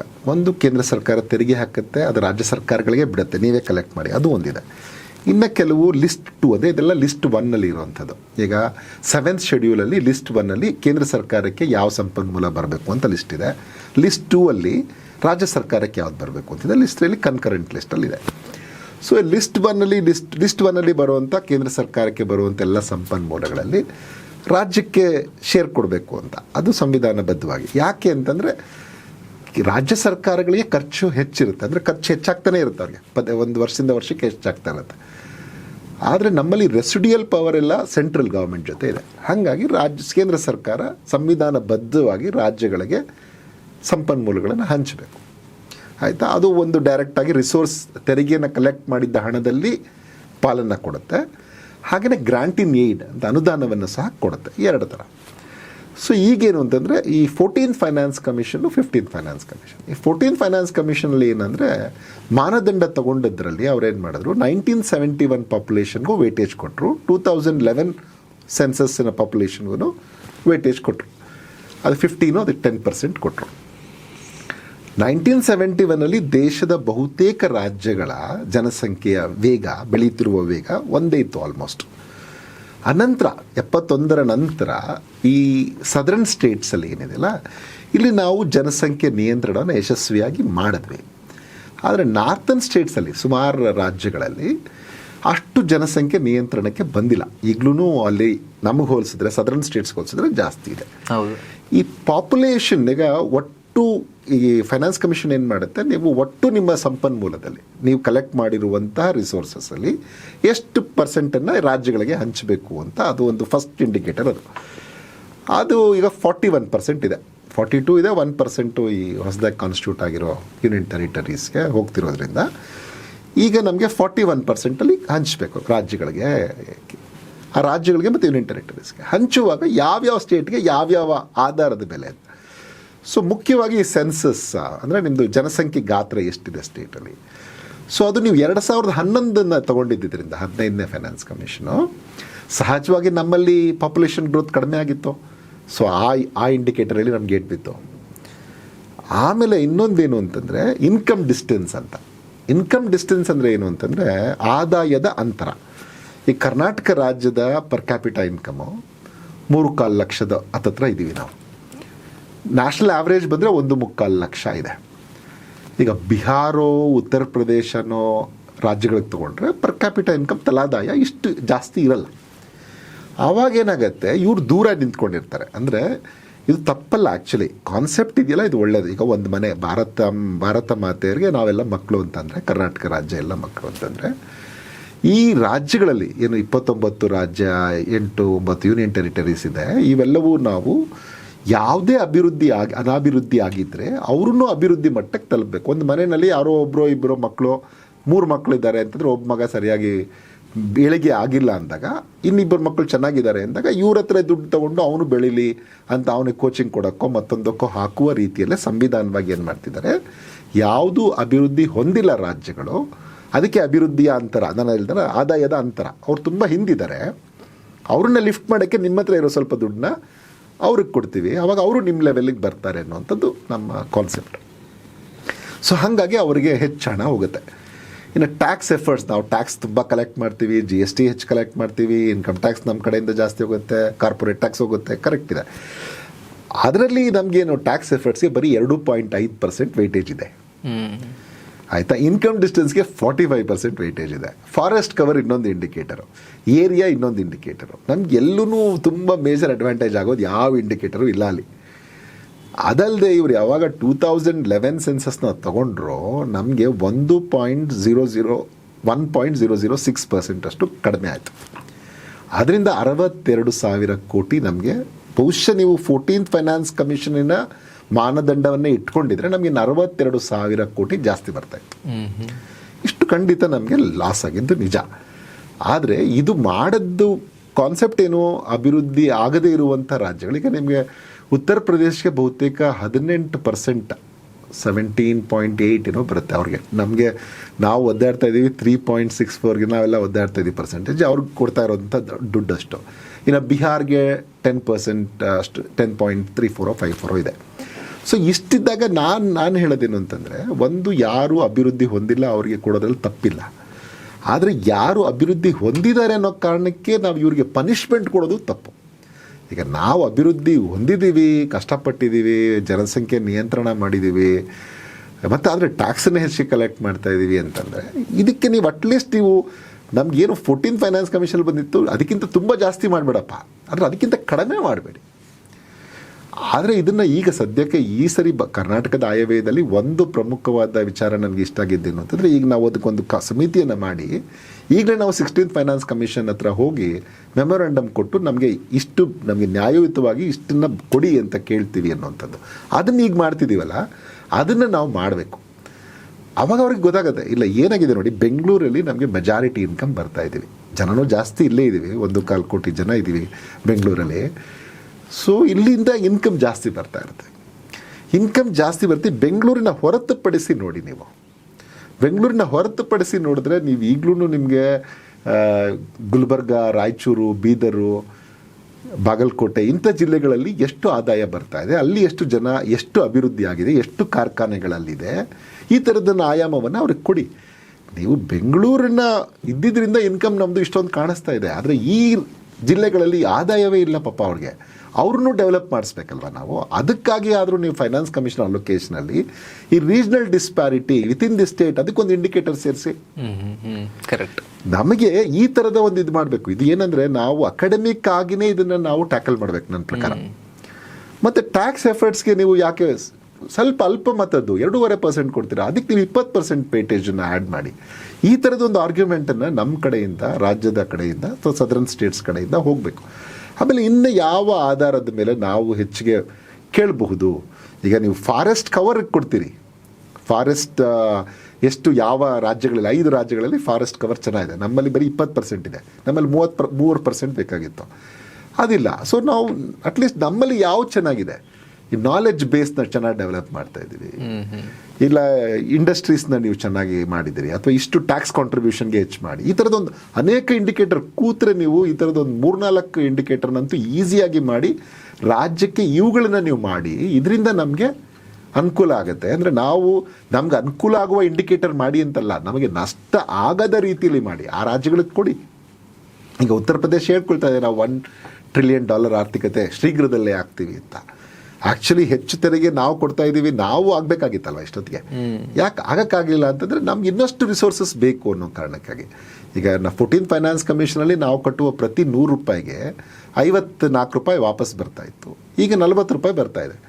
ಸೊ ಅದನ್ನು ನೀವು ನಮಗೆ $58 ಕೊಡಿ, $40 ತರಬೇಡಿ, ಇಲ್ಲ $56 ಕೊಡಿ, $54 ಕೊಡಿ, ಇನ್ನು ಅದಕ್ಕಿಂತ ಕಡಿಮೆ ಮಾಡಬೇಡಿ. ಈ ಥರದ ಒಂದು ವಿಚಾರವನ್ನು ಮಾಡಬೇಕು. ಹಂಗಾಗಿ ಅದರ ಅರ್ಥ ಏನು ಅಂತಂದರೆ ಬೇರೆ ಯಾರು ಅಭಿವೃದ್ಧಿ ಆಗಿಲ್ಲ ಆ ರಾಜ್ಯಗಳನ್ನು ಅಭಿವೃದ್ಧಿ ಮಾಡಬಾರ್ದು ಅಂತಲ್ಲ. ಯಾಕೆಂದರೆ ಭಾರತಾಂಬೆ ಎಲ್ಲ ಮಕ್ಕಳು ಒಟ್ಟಿಗೆ ಏಳಿಗೆ ಆದ್ರೇ ಭಾರತ ಆಗೋದು. ಸೊ ಹಾಗಾಗಿ ಅದು ಬೆಳವಣಿಗೆ ಆಗಲಿ, ಆದರೆ ನಾವು ಕಷ್ಟಪಟ್ಟು ಏನೋ ಒಂದು ಹಂತಕ್ಕೆ ಬಂದಿದ್ದೀವಿ, ಇನ್ನೂ ಅದಕ್ಕಿಂತ ಮೇಲೆ ಹೋಗಬಾರ್ದು ಅಂತ ನಮ್ಮನ್ನು ಕಂಟ್ರೋಲ್ ಮಾಡುವ ಕೆಲಸ ಮಾಡಬಾರ್ದು ಅಂತ. ಒಂದು ಇದಕ್ಕೆ ಫಾಲೋ ಅಪ್ ಕ್ವಶನ್ ಸರ್. ಈಗ ಆ ಸ್ಟೇಟ್ಸ್ಗೆ, ಈಗ ಯಾವುದೇ ಸ್ಟೇಟ್ ಆಗಿರಲಿ, ಹಿಂದುಳಿದಿದ್ದಾರೆ, ಡಿಸ್ಟೆನ್ಸ್ ಇದೆ ಇನ್ಕಮ್ ಅಂತ ನಾವು ಕೊಡೋದು ತಪ್ಪಲ್ಲ. ಬಟ್ ತಗೊಂಡವ್ರು ಏನು ಮಾಡ್ತಿದ್ದಾರೆ, ಅವರಿಗೆ ಕ್ರೈಟೀರಿಯಾ ಇದೆಯಾ, ಅವರು ಡೆವಲಪ್ ಆಗ್ತಿದ್ದಾರೆ, ಅದನ್ನು ಬಳಸ್ಕೊಂಡು ಸರಿಯಾದ ರೀತಿಯಲ್ಲಿ ಬಳಕೆ ಆಗ್ತಿದೆಯಾ, ಅದು ಒಂದು ಅದನ್ನು ಮಾನದಂಡ ಮಾಡಬೇಕಲ್ವ ಸರ್? ಎಷ್ಟು ಬಳಸ್ಕೊಂಡಿದ್ದಾರೆ ಅದೊಂದು ಕ್ರೈಟೀರಿಯಾ. ಸದ್ಬಳಕೆ ಆಗಿದೆಯಾ ಇಲ್ವಾ, ರಿಸೋರ್ಸಸ್ ಸದ್ಬಳಕೆ ಮಾಡಿಲ್ಲ ಅಂದರೆ ಅವ್ರಿಗೆ ಪೀನಲೈಸ್ ಮಾಡಬೇಕು. ಹೌದು, ಇದು ಇಲ್ಲಾಂದ್ರೆ ಪ್ರತಿ ವರ್ಷ ಹೋಗ್ತಾನೆ ಇರುತ್ತೆ, ಏನೂ ಪ್ರಯೋಜನ ಇಲ್ಲ. ಅಂದರೆ ಇದ್ರ ಕಾಲೇಜಲ್ಲಿ ಇದನ್ನೇ ಹೇಳಿದೆ, ಬೆಳಿಬೇಕು ಅನ್ನೋ ಕಾರಣಕ್ಕೆ ಎಷ್ಟು ವರ್ಷ ಅಂತ ಪ್ರಶ್ನೆ ನೀವೇ ಕೇಳ್ತೀರಾ ಅಂತಂದೆ. ಅವ್ರಿಗೆ ಹ್ಞೂ ಸರ್ ಅಂತ ಇದ್ರು. ಓಕೆ, ಈ ರೀತಿ ವಿಭಿನ್ನವಾದ ವೇಟೇಜಸ್ ಈ ಹೈ ಟ್ಯಾಕ್ಸ್ ಪೇಯಿಂಗ್ ಸ್ಟೇಟ್ಸಿಗೆ ಕೊಡೋದ್ರ ಜೊತೆಗೇನೆ ಯಾರು ಜಾಸ್ತಿ ಲಾಭ ಪಡಿತಿದ್ದಾರೆ, ಈಗ ಇನ್ಕಮ್ ಡಿಸ್ಟೆನ್ಸ್ ಆದಾಯದಲ್ಲಿ ಹಿಂದೆ ಬಿದ್ದಿದ್ದಾರೆ ಅನ್ನೋ ಕಾರಣಕ್ಕೋಸ್ಕರ ಈಗ ಉತ್ತರ ಪ್ರದೇಶ, ಬಿಹಾರ ಅಥವಾ ಈಶಾನ್ಯ ರಾಜ್ಯಗಳಿಗೆ ಏನು ಹೋಗ್ತಾ ಇದೆ, ಅಲ್ಲಿಗೆ ಅಲ್ಲೂ ಒಂದು ವೇಟೇಜ್ ಬೇಕಲ್ವಾ? ತಗೊಂಡಿರೋ ದುಡ್ಡಲ್ಲಿ ಏನು ಪರ್ಫಾರ್ಮೆನ್ಸ್ ನೀಡ್ತಾ ಇದ್ದಾರೆ? ಒಂದೇ ಸಲ ರಾತ್ರಿ ಬೆಳಗಾಗೋದ್ರೊಳಗಡೆ ಬಡ ರಾಜ್ಯ ಶ್ರೀಮಂತ ರಾಜ್ಯ ಆಗಲಿ ಅನ್ನೋ ನಿರೀಕ್ಷೆ ಇಟ್ಕೊಳ್ಳೋಕ್ಕೂ ಆಗಲ್ಲ. ಬಟ್ ಲಾಸ್ಟ್ ಇಯರಿಂದ ಈ ವರ್ಷಕ್ಕೆ ಹೋಗಿರೋ ದುಡ್ಡಲ್ಲಿ ಏನು ಪ್ರೋಗ್ರೆಸ್ ಆಗಿದೆ, ಪ್ರತಿ ವರ್ಷ ಇಷ್ಟಿಷ್ಟು % ಪ್ರೋಗ್ರೆಸ್ ಆಗಿದೆಯಾ, ಆ ಚೆಕ್ ಕೂಡ ಮಾಡಬೇಕಲ್ವಾ? ಇಲ್ಲ ಅಂತ ಹೇಳಿದ್ರೆ ಹೋಗ್ತಾನೆ ಇರುತ್ತೆ, ಅಲ್ಲೇನು ಪರ್ಫಾರ್ಮೆನ್ಸ್ ಇಲ್ಲ ಅಂದರೆ ಎಷ್ಟು ವರ್ಷ ಇದೇ ರೀತಿ ಹೋಗ್ತಿರುತ್ತೆ ಅನ್ನೋ ಪ್ರಶ್ನೆ ಕೇಳಿದ್ರೂ ಕೂಡ ಕೆಲವೊಂದ್ಸಲಿ ಜೆನ್ಯೂನ್ ಕ್ವಶನ್ ಅಂತ ಅನ್ಸುತ್ತೆ. ಖಂಡಿತ, ಅದಕ್ಕೆ ನಾವು ಒಂದು ಪರ್ಫಾರ್ಮೆನ್ಸ್ ಇವ್ಯಾಲ್ಯೂಯೇಷನ್ ಇಂಡೆಕ್ಸ್ ಅಂತಲೂ ಹಾಕ್ಬೋದು ಅನ್ಸುತ್ತೆ. ಏಕೆಂದರೆ ಎವರಿ ಫೈನಾನ್ಸ್ ಕಮಿಷನ್ 5 ವರ್ಷಕ್ಕೊಮ್ಮೆ ಬರುತ್ತೆ. ಹಿಂದೆ ಇದ್ದಂಥ ಸ್ಟೇಟಸ್ ಏನು, ಟಾರ್ಗೆಟೆಡ್ ಗ್ರೋತ್ ಏನು, ಅದಕ್ಕೆ ರೀಚ್ ಆಗಿದ್ದೀರಾ, ಇಷ್ಟು ಹಣ ಬಂದಿದೆ, ಅದರಿಂದ ಏನು ಮಾಡಿದ್ರಿ ಅಂತ. ಅವಾಗ ಅಟ್ಲೀಸ್ಟ್ ಅವ್ರಿಗೂ ಒಂದು ಜವಾಬ್ದಾರಿ ಇರುತ್ತೆ, ಇಷ್ಟೊಂದು ದುಡ್ಡು ತೊಗೊಂಡಿರುತ್ತೆ. ಮತ್ತು ರಾಜ್ಯದ ನಡುವೆ ಬೆಳವಣಿಗೆಯ ದೃಷ್ಟಿಯಿಂದ, ಅಭಿವೃದ್ಧಿಯ ದೃಷ್ಟಿಯಿಂದ ಸ್ಪರ್ಧೆ ಇರಲಿ. ಈಗ ನಾವು ವಿದೇಶಿ ನೇರ ಬಂಡವಾಳಕ್ಕಾಗಿ ಸ್ಪರ್ಧೆ ಮಾಡ್ತಾ ಇದ್ದೀವಿ, ರಾಜ್ಯಗಳ ಮಧ್ಯೆ ಸ್ಪರ್ಧೆ ಮಾಡ್ತಾ ಇದ್ದೀವಿ. ಅದೇ ರೀತಿಯಲ್ಲಿ ಇದಕ್ಕೂ ನಾವು ಕೊಟ್ಟ ಹಣದಲ್ಲಿ ಎಷ್ಟು ಅಭಿವೃದ್ಧಿ ಆದರೆ ಅದರ ಬೇಸ್ ಮೇಲೆ ಹಣ ಕೊಡ್ತೀವಿ ಅಂತ. ಬರೀ ಬ್ಯಾಕ್ವರ್ಡ್ನೆಸ್ ಕಾರಣ ಅಥವಾ ಇನ್ಕಮ್ ಡಿಸ್ಟೆನ್ಸ್ ಅಷ್ಟೇ ವೆಯ್ಟೇಜು, ಪರ್ಫಾರ್ಮೆನ್ಸ್ ಎಷ್ಟಾಗಿದೆ ಅದನ್ನು ಇವ್ಯಾಲ್ಯೂಯೇಟ್ ಮಾಡಿನೂ ಒಂದಷ್ಟು ಕೊಟ್ಟರೆ ಬಹುಶಃ ಇನ್ನಷ್ಟು ಅಭಿವೃದ್ಧಿ ಮಾಡಲಿಕ್ಕೆ ಆ ಸ್ಟೇಟ್ಗಳು ಪ್ರಯತ್ನ ಪಡುತ್ತೆ ಅನ್ಸುತ್ತೆ. ಅಲ್ಲಿನ ಜನರು ಕೂಡ ರಾಜ್ಯಗಳಲ್ಲಿ ಕೇಳೋಕೆ ಶುರು ಮಾಡ್ತಾರಲ್ವಾ, ಅದೊಂದು ಪ್ಯಾರಾಮೀಟರ್ ಸೆಟ್ ಆಗಿಬಿಟ್ರೆ ಅಲ್ಲಿನ ಪಾಲಿಟಿಕ್ಸ್ ಅಲ್ಲೂ ಬದಲಾವಣೆ ಆಗ್ಬೋದು. ಜನ ಕೂಡ ಕೇಳ್ತಾರೆ, 5 ವರ್ಷದಲ್ಲಿ ನೋಡ್ರಪ್ಪ ನೀವು ಜಾಸ್ತಿ ಪರ್ಫಾರ್ಮ್ ಮಾಡಿಲ್ಲ, ಅದಕ್ಕೆ ಜಾಸ್ತಿ ದುಡ್ಡು ಬಂದಿಲ್ಲ, ಚೆನ್ನಾಗಿ ಪರ್ಫಾರ್ಮ್ ಮಾಡಿದ್ರೆ ನಾವು ವೋಟ್ ಹಾಕ್ತೀವಿ, ಆ ರೀತಿ ಕೂಡ ಬರುತ್ತೆ. ಖಂಡಿತ ಆಗುತ್ತೆ, ಖಂಡಿತ. ಓಕೆ, ನೆಕ್ಸ್ಟ್ ಈಗ ಈ ಪಬ್ಲಿಕ್ ಸೆಕ್ಟರ್ ಅಂಡರ್ಟೇಕಿಂಗ್ಸ್ ಇದಾವಲ್ಲ, ಈ PSUಗಳನ್ನು, ಸರ್ಕಾರಿ ಸ್ವಾಮ್ಯದ ಸಂಸ್ಥೆಗಳನ್ನು, ಇದ್ರ ಬಗ್ಗೆನೂ ಬಹಳ ಡಿಬೇಟ್ ಆಗ್ತಿದೆ. ಕೆಲವು ಕಂಪ್ನಿಗಳು ಲಾಸಲ್ಲಿದ್ದಾವೆ, ಕೆಲವು ಕಂಪ್ನಿಗಳು ಲಾಭದಲ್ಲಿದ್ದಾವೆ. ಸರ್ಕಾರ ಅದಕ್ಕೊಂದು ಸಪ್ರೇಟ್ ಇಲಾಖೆ ರೀತಿಯೇ ತುಂಬ ಟಾರ್ಗೆಟ್ ಹಾಕೊಂಡು ಈ ವರ್ಷ ಇಷ್ಟು ಡಿಸ್ಇನ್ವೆಸ್ಟ್ ಮಾಡ್ತೀವಿ ನಾವು ಅನ್ನೋ ರೀತಿಲೆಲ್ಲ ನಾವು ನೋಡ್ತಾ ಇದ್ದೀವಿ. ರಾಜ್ಯಗಳ ಮಟ್ಟದಲ್ಲಿ ಜಾಸ್ತಿ ಕಂಡು ಬಂದಿಲ್ಲ ಅಂದರೂ ಕೂಡ ಕೇಂದ್ರ ಸರ್ಕಾರದ ಮಟ್ಟದಲ್ಲಿ ಕಳೆದ 20-25 ವರ್ಷಗಳಿಂದ ಈ ಟ್ರೆಂಡ್ ತುಂಬ, ಅದಕ್ಕೊಂದು ಸಪರೇಟ್ ಆದ ಮಹತ್ವನೇ ಇದೆ. ಟಾರ್ಗೆಟ್ ಹಾಕ್ಕೊಂಡು ಇಷ್ಟು ಡಿಸ್ಇನ್ವೆಸ್ಟ್ ಮಾಡ್ತೀವಿ ನಾವು ಅಂತ. ಇದ್ರ ಬಗ್ಗೆ ಎಕ್ಸ್ಪ್ಲೇನ್ ಮಾಡೋದಾದರೆ, ಸರ್ಕಾರಿ ಸ್ವಾಮ್ಯದ ಸಂಸ್ಥೆಗಳನ್ನು ಖಾಸಗೀಕರಣ ಮಾಡೋದು ಅನ್ನೋ ಟಾಪಿಕ್ ತುಂಬ ಪೋಲರೈಸಿಂಗ್ ಸಬ್ಜೆಕ್ಟ್ ಇದೆ ಆ್ಯಕ್ಚುಲಿ. ಇಲ್ಲ, ಇದು ಏನಾಯಿತು 91 ನಂತರ ಡಿಸ್ಇನ್ವೆಸ್ಟ್ಮೆಂಟ್ ಅನ್ನುವಂಥದ್ದನ್ನು ಕೂಡ ಒಂದು ಭಾಗವಾಗಿ ಜಾಗತೀಕರಣದ ಒಂದು ಭಾಗವಾಗಿ ಸರ್ಕಾರಗಳು ಮಾಡ್ತಾನೆ ಇದೆ. UPA NDA ಅನ್ನೋವಂಥ ವಿಚಾರ ಅಲ್ಲ, ಎಲ್ಲ ಅಲ್ಲಿಂದ 91 ನಂತರ ಬಂದಂಥ ಸರ್ಕಾರಗಳು ಇದನ್ನು ಒಂದು ಕಾಲಘಟ್ಟದಲ್ಲಿ ಡಿಸ್ಇನ್ವೆಸ್ಟ್ಮೆಂಟ್ಗೆ ಒಬ್ಬ ಮಿನಿಸ್ಟರ್ ಇದ್ದರು ಕೇಂದ್ರ ಸರ್ಕಾರದಲ್ಲಿ. ಇಲ್ಲಿ ಏನು ಅಂತಂದರೆ ವೈಯಕ್ತಿಕವಾಗಿ ನಾನೇನು ಹೇಳೋದು ಅಂತಂದರೆ ಲಾಭ ಬರುತ್ತಿರುವಂಥ ಪಬ್ಲಿಕ್ ಸೆಕ್ಟರ್ ಇಂಡಸ್ಟ್ರೀಸ್ನ ನಾವು ಡಿಸ್ಇನ್ವೆಸ್ಟ್ ಮಾಡುವಂಥದ್ದು ಸರಿಯಲ್ಲ ಅನ್ನುವಂಥದ್ದು ನಾನು ಹೇಳೋದು. ಯಾಕೆ ಮಾತನ್ನು ಹೇಳ್ತೀನಿ ಅಂತಂದರೆ ಅನೇಕ ಸಾರಿ ಇವರು ಕಾಂಟ್ರಿಬ್ಯೂಟ್ ಮಾಡ್ತಾರಲ್ಲ ಪಬ್ಲಿಕ್ ಸೆಕ್ಟರ್ ಇಂಡಸ್ಟ್ರೀಸು, ಇದನ್ನು ನೀವು ಗಮನಿಸಿದ್ರೆ ಇದು ಅನೇಕ ರೀತಿಯಲ್ಲಿ ಇದು ಜಸ್ಟ್ ನಿಮಗೆ ಅವ್ರು ಲಾಭ ಗಳಿಸ್ತಿದ್ದಾರೆ ಅಂದರೆ ಬರೀ ಹಣದ ರೂಪದಲ್ಲಿ ನೋಡುವಂಥದ್ದಲ್ಲ, ಆ ರೀಜನಲ್ ಡೆವಲಪ್ಮೆಂಟ್ಗೆ ಅವ್ರು ಕಾಂಟ್ರಿಬ್ಯೂಟ್ ಮಾಡಿದ್ದಾರೆ. ಆ ಕಾಲಘಟ್ಟದಲ್ಲಿ ಮಾಡುವಾಗ ಅವೆಲ್ಲವನ್ನು ಗಮನದಲ್ಲಿಟ್ಕೊಂಡು ಮಾಡಿದ್ದಾರೆ. ಒಂದು ರೀಜನಲ್ ಡೆವಲಪ್ಮೆಂಟ್ ಇರ್ಬೋದು, ಸೋಷಿಯಲ್ ಡೆವಲಪ್ಮೆಂಟ್ ಇರ್ಬೋದು, ಎಲ್ಲ ಫ್ಯಾಕ್ಟರ್ಸ್ ಇದೆ. ಒಂದು ವೇಳೆ ಅದು ಲಾಸ್ಟ್ ಯೂನಿಟ್ ಇತ್ತು ಅಂತ ಇಟ್ಕೊಳ್ಳಿ, ಅವ್ರಿಗೆ ಡೆಡ್ಲೈನ್ ಕೊಡಿ, 2 ವರ್ಷ 5 ವರ್ಷದ ಒಳಗಡೆ ನೀನು ಬಹುಶಃ ಇದು ಮಾಡಲಿಲ್ಲ ಅಂತಂದರೆ ನಾವು ಡಿಸ್ಇನ್ವೆಸ್ಟ್ ಮಾಡ್ತೀವಿ ಅಂತ. ಹಾಗಾದರೂ ಅದನ್ನು ಪ್ರಾಫಿಟಿಗೆ ತಗೊಂಬರುವಂಥ ಪ್ರಯತ್ನವನ್ನು ಮಾಡ್ತಾರೆ. ಇನ್ನು ಹೈ ಲೆವೆಲಲ್ಲಿ ನಾವು ತುಂಬ ಅಭಿವೃದ್ಧಿ ಆಗಿರುವಂಥ ಅಥವಾ ಚೆನ್ನಾಗಿ ಪ್ರಾಫಿಟ್ ತರ್ತಾ ಇದ್ರೆ ಪಬ್ಲಿಕ್ ಸೆಕ್ಟರ್ ಯೂನಿಟ್ಸು, ಅದನ್ನು ಡಿಸ್ಇನ್ವೆಸ್ಟ್ಮೆಂಟ್ ಮಾಡುವಂಥ ಎಕನಾಮಿಕ್ ರೀಸನ್ ನನಗೆ ಇಲ್ಲಿವರೆಗೂ ಅರ್ಥ ಆಗಿಲ್ಲ. ಯಾಕೆ ನಾನು ಈ ಮಾತನ್ನು ಹೇಳ್ತೀನಿ ಅಂತಂದರೆ ನಿಮ್ಗೆ ಅದರಿಂದ ಲಾಭ ಬರ್ತಾ ಇದೆ, ಇನ್ವೆಸ್ಟ್ ಮಾಡಿದ್ದಾಗಿದೆ, ಅದರಿಂದ ಲಾಭ ಬರ್ತಾ ಇದೆ. ಈ ಡಿಸ್ಇನ್ವೆಸ್ಟ್ ಮಾಡುವಾಗ್ಲೂ ಆ ಹಣವನ್ನು ಎಲ್ಲಿ ವಿನಿಯೋಗ ಮಾಡಬೇಕು? ಈಗ ನೋಡಿ 10% ಆಫ್ ಇಟ್ ನಾನು ಡಿಸ್ಇನ್ವೆಸ್ಟ್ ಮಾಡ್ತೀನಿ ಅಂತಲೇ ಇಟ್ಕೊಳ್ಳೋಣ, 20% ಅದರಿಂದ ವಾಪಸ್ ಹಿಂಪಡಿತೀನಿ, ಶೇರ್ ಮಾರ್ಕೆಟಿಂದ ತೊಗೊಳ್ತೀನಿ ವಾಪಸ್. ಆ 20% ಅದೇ ಕಂಪ್ನಿಗೆ ಹಾಕಿ ಅದರದ್ದು ಅಭಿವೃದ್ಧಿ ಮಾಡಿ. ಬಟ್ ಬಿಯಾಂಡ್ 1% ಮಾಡಿಬಿಡಿ, ಅದು ಪಬ್ಲಿಕ್ ಸೆಕ್ಟರಾಗೆ ಉಳಿಸ್ಕೊಳ್ಳೋಣ. ಕೆಲವು ಈ ದೇಶದ ಆಸ್ತಿಗಳಾಗೆ ಉಳಿಲಿ. ಈಗ ನನಗೆ LIC ಬಗ್ಗೆ ಹೆಂಗೆ ಅನ್ನಿಸ್ತಿರುತ್ತೆ, LIC is doing wonderful job. ಅಂಥದ್ದನ್ನು ಪಬ್ಲಿಕ್ ಸೆಕ್ಟರಲ್ಲಿ ಉಳಿಸ್ಕೊಂಡ್ರೆ ನಾವು ಈ ಇನ್ಶೂರೆನ್ಸ್ ಇದೆಯಲ್ಲ, ಇದರಲ್ಲಿ ಬಹುಶಃ ನನಗೆ ನೋಡಿರುವಂಥ ಯಾವ ಕಂಪನಿಯ ಬ್ಯಾಲೆನ್ಸ್ ಶೀಟೂ ಲಾಸಲ್ಲಿ ನೋಡಿದ್ದದ್ದಿಲ್ಲ ನಾನು. ಸೊ ನನಗೆ ಅನಿಸೋಂಥದ್ದು ಇಂಥದ್ರಿಂದ ಸರ್ಕಾರಕ್ಕೂ ಲಾಭ ಇದೆ ಮತ್ತು ಜನಕ್ಕೆ ಅನುಕೂಲ ಇದೆ. ಸೊ ಹಾಗಾಗಿ ಇಂಥದ್ದೊಂದು ಕೆಲವು ಕಂಪನಿಗಳನ್ನ ಡಿಸ್ಇನ್ವೆಸ್ಟ್ ಮಾಡೋದನ್ನು ಬೇಡ ಅಂತ ನನ್ನ ವೈಯಕ್ತಿಕವಾದಂಥ ಅಭಿಪ್ರಾಯ. ಅಂದರೆ ನೀವು ಹೇಳೋದು certain percentage is fine but ಪೂರ್ತಿ ಅಲ್ಲ ಅಂತ, ಸರ್ಕಾರ ಮಟ್ಟಿಗೆ ಅಲ್ಲ. 20% ವಿಡ್ರಾ ಮಾಡಿ ನೀವು ಅದನ್ನು ಜನಕ್ಕೆ ಶೇರ್ಸ್ ಕೊಡ್ತೀರಾ ಅಂತಾನೆ ಇಟ್ಕೊಂಡ್ರೆ ಬರುತ್ತೆ. ಹೌದು, ನೀವು ಅದನ್ನ ನಾವು ಪ್ರೈವೇಟ್ ಸೆಕ್ಟರ್ಗೆ ಪೂರ್ತಿಯಾಗಿ ಕೊಡುವಂಥ ಕೆಲವು ಇಂಡಸ್ಟ್ರೀಸ್, ಈಗ ಯಾರೋ ಸೋಪ್ ಮಾಡ್ತೀನಿ ಅದೆಲ್ಲ ಬೇಡ, ಹೋಟೆಲ್ ನಡೆಸ್ತೀನಿ. ಸೋಪ್ ಮಾಡೋದು ಹೋಟೆಲ್ ನಡೆಸೋದು ಸರ್ಕಾರದ ಕೆಲಸ ಅಲ್ಲ. ವಾಚ್ ಮಾಡೋದು ಅದು ಸರ್ಕಾರದ ಕೆಲಸ ಅಲ್ಲ. ಆಗಿನ ಕಾಲಘಟ್ಟದ ಅನಿವಾರ್ಯತೆ ಇತ್ತೇನೋ ಮಾಡಿದ್ದಾರೆ, ನಾನು ಅದನ್ನು ಡಿಬೇಟ್ ಮಾಡೋಕ್ಕೆ ಹೋಗಲ್ಲ. ಆದರೆ ಇವತ್ತು ನಮ್ಗೆ ಅದರ ಅಗತ್ಯ ಇಲ್ಲ. ಆದರೆ ನಮಗೆ ಒಂದು ಡಿಫೆನ್ಸಿನ ಒಂದು ಯೂನಿಟ್ ಬೇಕಾಗಿದ್ದರೆ, ನಮಗೆ ಯಾವುದೋ ಒಂದು ಎಲೆಕ್ಟ್ರಾನಿಕ್ ಎಕ್ವಿಪ್ಮೆಂಟ್ ಬೇಕಾಗಿದೆ. ರೈಲ್ವೆಗೆ ಏನು ಅನಿಸುತ್ತೆ ಸರ್ ನಿಮಗೆ? ರೈಲ್ವೇಸ್ ಏನಂದರೆ ಅದನ್ನು ಪ್ಲ್ಯಾನ್ ಮಾಡಿ ಮಾಡ್ತಾ ಇದ್ದಾರೆ, ಆದರೆ ಎಗೈನ್ ಫುಲ್ಲು ಪ್ರೈವೇಟೈಸ್ ಮಾಡುವಂಥದ್ದನ್ನು ಏನು ಸರಿಯಲ್ಲ. ಈಗ ನೀವು ಅದನ್ನು ಒಂದು ಓನ್ ಯುವರ್ ವ್ಯಾಗನ್ ಅಂತ ಒಂದು ವ್ಯಾಗನನ್ನು ಕೊಡುವಂಥದ್ದು ಇರ್ಬೋದು, ಈ ಥರದ್ದೆಲ್ಲ ಓಕೆ. ಆದರೆ ನಿಮಗೆ ಒಂದು ದೊಡ್ಡ ಅಸೆಟ್ ಇದೆ. ಇನ್ನೂ ಈಗ ಇನ್ಫ್ರಾಸ್ಟ್ರಕ್ಚರ್ ಚೆನ್ನಾಗಿ ಬರ್ತಾ ಇದೆ, ವಂದೇ ಭಾರತ್ ಅಂತ ಟ್ರೈನ್ಸ್ ಬರ್ತಾ ಇದೆ. ಸೊ ಅದನ್ನು PPPಯಲ್ಲಿ ಟ್ರೈ ಮಾಡ್ಬೋದಾಗಲಿ. ಅದನ್ನು ಪೂರ್ತಿಯಾಗಿ ಎಗೈನ್ ನಾವು ಪಬ್ಲಿಕ್ ಸೆಕ್ಟರಿಂದ ತೆಗೆದು ಅದನ್ನು ಪ್ರೈವೇಟ್ ಸೆಕ್ಟರಲ್ಲಿ ಇಡೋವಂಥದ್ದು ನನಗೇನು ಅಷ್ಟು ಸರಿ ಅನ್ಸಲ್ಲ. ಯಾಕೆಂದರೆ ಎಲ್ಲ ಥರದ ಜನರಿಗೆ ಇದು ಕೇಟರ್ ಮಾಡ್ತಾ ಇದೆ. ನೀವು ನೋಡಿ ಮೈಸೂರು ಅಂತ ಇದಕ್ಕೆ ಊರಿಗೆ 60 ರೂಪಾಯಲ್ಲಿ ಹೋಗಿ ಬರ್ಬೋದು, 60 ರೂಪಾಯಿ ಹೋಗಿ ಬಂದ್ಬಿಡೋದು, ಇನ್ನೊಂದು 60 ರೂಪಾಯಿ ವಾಪಸ್ ಬರ್ಬೋದು. ಅಲ್ಲೇ ನೀವು ವಂದೇ ಭಾರತಲ್ಲಿ ನಾನು ಹೋಗ್ತೀನಿ, ಇಲ್ಲ ಅದರಲ್ಲೇ AC ಕೋಚಲ್ಲಿ ಹೋಗ್ತೀನಿ ಅಂದರೆ ನಿಮ್ಗೆ ಹೆಚ್ಚಿನ ದುಡ್ಡನ್ನು ಅದರಲ್ಲೂ ಮಾಡ್ಬೋದು. ಸೊ ಹಾಗಾಗಿ ಎರಡೂ ರೀತಿಯಲ್ಲಿ ಕಾಂಪನ್ಸೇಟ್ ಆಗುತ್ತೆ. ಇನ್ನು ಗೂಡ್ಸ್ನೂ ಕಳಿಸ್ಬೋದು. ಮತ್ತು ಕೃಷಿಗೂ ಒಂದು ಕೇಂದ್ರ ಸರ್ಕಾರದ 2 ವರ್ಷದ ಹಿಂದಿನ ಬಜೆಟ್ ಅಂತ ಅನಿಸುತ್ತೆ, ನನಗೆ ನೆನಪಿದೆ. ಅದರಲ್ಲೇ ಒಂದೊಂದು ಗೂಡ್ಸ್ ಒಂದೊಂದು ಇದನ್ನು ಬೋಗಿಯನ್ನು ಅಳವಡಿಸಿ ನಿಮಗೆ ಯಾವುದು ಎಕ್ಸ್ಪೋರ್ಟ್ಗೆ ಹೋಗಬೇಕಾಗಿರುತ್ತೆ ಅದನ್ನು ಅಲ್ಲಿ ಒಂದು ವೇಳೆ ಅಲ್ಲಿ ಪೋರ್ಟ್ ಇದ್ದರೆ ಅದಕ್ಕೆ ಕನೆಕ್ಟ್ ಮಾಡೋದು. ಸೊ ಈ ಥರದ್ದು ಇನೋವೇಟಿವ್ ಥಿಂಗ್ಸ್ ನಿಮ್ಮ ಹತ್ರ ಸರ್ಕಾರದಿಂದ ಇರುವಾಗ ಅದನ್ನು ಇದಕ್ಕೆ ಸೇರಿಸ್ಕೊಳ್ಳಿ. ಖಂಡಿತ ಜನಕ್ಕೂ ಅನುಕೂಲ ಆಗುತ್ತೆ. ಏನಾಗುತ್ತೆ, ಒಂದೇ ಸರಿ ನಾವು ಇವನ್ನೆಲ್ಲ ಪ್ರೈವೇಟೈಸ್ ಈ ಕಾಲಘಟ್ಟದಲ್ಲಿ ಮಾಡಿದ್ರೆ ಜನಕ್ಕೆ ಎಲ್ಲರಿಗೂ ಅಫೋರ್ಡ್ ಮಾಡುವಂಥ ಸ್ಥಿತಿ ಇರಲ್ಲ. ಬಹುಶಃ ನೀವು ಇದನ್ನು ನಾವು 2047 ಇಂಡಿಯಾ ಡೆವಲಪ್ಡ್ ಕಂಟ್ರಿ ಆದಾಗ ಯೋಚನೆ ಮಾಡಿದ್ರೆ ನಂದೇನು ತಕರಾರಿಲ್ಲ. ಆದರೆ ಈಗಲೂ ಒಂದು ಸೆಗ್ಮೆಂಟ್ ಆಫ್ ದಿ ಪಾಪ್ಯುಲೇಷನ್ಗೆ ಕಷ್ಟ ಇದೆ, ಖರ್ಚು ಇದ್ರ ಮೇಲೆ ಟ್ರಾನ್ಸ್ಪೋರ್ಟ್ ಮೇಲೆ ಹೆಚ್ಚು ಮಾಡುವಂಥದ್ದು. ಹಾಗಾಗಿ ನಾನು ಹೇಳೋದು ಇದನ್ನೆಲ್ಲರಿಗೂ ನಾನು ಫ್ರೀ ಕೊಡೋದು ಅಂತ ನಾನು ಹೇಳಲ್ಲ. ಇದರಲ್ಲೇ ಈಗ 60 ರೂಪಾಯಿ ಕೊಡೋಕ್ಕಾಗದ್ರೆ ನಾವು 70 ರೂಪಾಯಿ ತೊಗೊಳ್ಳೋಣ, ಇಲ್ಲ 80 ರೂಪಾಯಿ ತೊಗೋಬೋದು. ಆವಾಗ ಖಂಡಿತ ಜನಕ್ಕೆ ಅಂದರೆ ನೀವು ಇದನ್ನು ಪೂರ್ತಿಯಾಗಿ ಪ್ರೈವೇಟೈಸ್ ಮಾಡಿದ್ರೆ ಅವ್ರು ಯೋಚನೆ ಮಾಡುವ ವಿಧಾನ ಬೇರೆ. ಪಾರ್ಷಿಯಲಿ ಒಂದು ಸರ್ವಿಸ್ನ ಪ್ರೈವೇಟೈಸ್ ಮಾಡಿದ್ದಾರೆ. ಈಗ ಅಲ್ಲಿ ಊಟಕ್ಕೆ ಒದಗಿಸುವಂಥವನು ಕೇಟರಿಂಗ್ ಅವನಿರ್ಬೋದು, ಅವನನ್ನು ಪ್ರೈವೇಟೈಸ್ ಮಾಡೋವಂಥದ್ದು, ಅದು ಕ್ಲೀನಿಂಗ್ ಮಾಡೋವಂಥದ್ದನ್ನು ಪ್ರೈವೇಟೈಸ್ ಮಾಡಿ ಆ ಥರದ್ದನ್ನು ಒಂದೊಂದು ಸೆಕ್ಟ್ ಮಾಡ್ಬೋದು. ಆದರೆ ಓವರಾಲ್ ರೈಲ್ವೇಸ್ನ ನಾವು ಡಿಸ್ಇನ್ವೆಸ್ಟ್ಮೆಂಟ್ ಅಥವಾ ಪ್ರೈವೇಟ್ ಸೆಕ್ಟರ್ಗೆ ಕಳಿಸುವಂಥದ್ದು ಪೂರ್ಣ ಸರಿಯಲ್ಲ ಅಂತ. ಎಸ್ ಸರ್, ಇಷ್ಟೊತ್ತು ನಮ್ಮ ಈ ಕಾರ್ಯಕ್ರಮದಲ್ಲಿ ಪಾಲ್ಗೊಂಡು ಆರ್ಥಿಕತೆಗೆ ಸಂಬಂಧಪಟ್ಟಂಥ ಹಲವಾರು ಪ್ರಶ್ನೆಗಳಿಗೆ ಕನ್ನಡ ಭಾಷೆಯಲ್ಲಿ ತುಂಬ ಪ್ರತಿಯೊಬ್ಬರಿಗೂ ಸಾಮಾನ್ಯ ಜನಕ್ಕೂ ಅರ್ಥ ಆಗೋ ಭಾಷೆಯಲ್ಲಿ ನಮಗೆ ಮಾಹಿತಿಯನ್ನು ಕೊಟ್ಟಿದ್ದೀರಿ. ತುಂಬ ಥ್ಯಾಂಕ್ಸ್. ಮತ್ತೆ ನಾವು ಸಿಗ್ತಿರೋಣ, ಸಂದರ್ಭ ಸಿಕ್ಕಿದಾಗಲೆಲ್ಲ ಮಾತಾಡ್ತಿರೋಣ.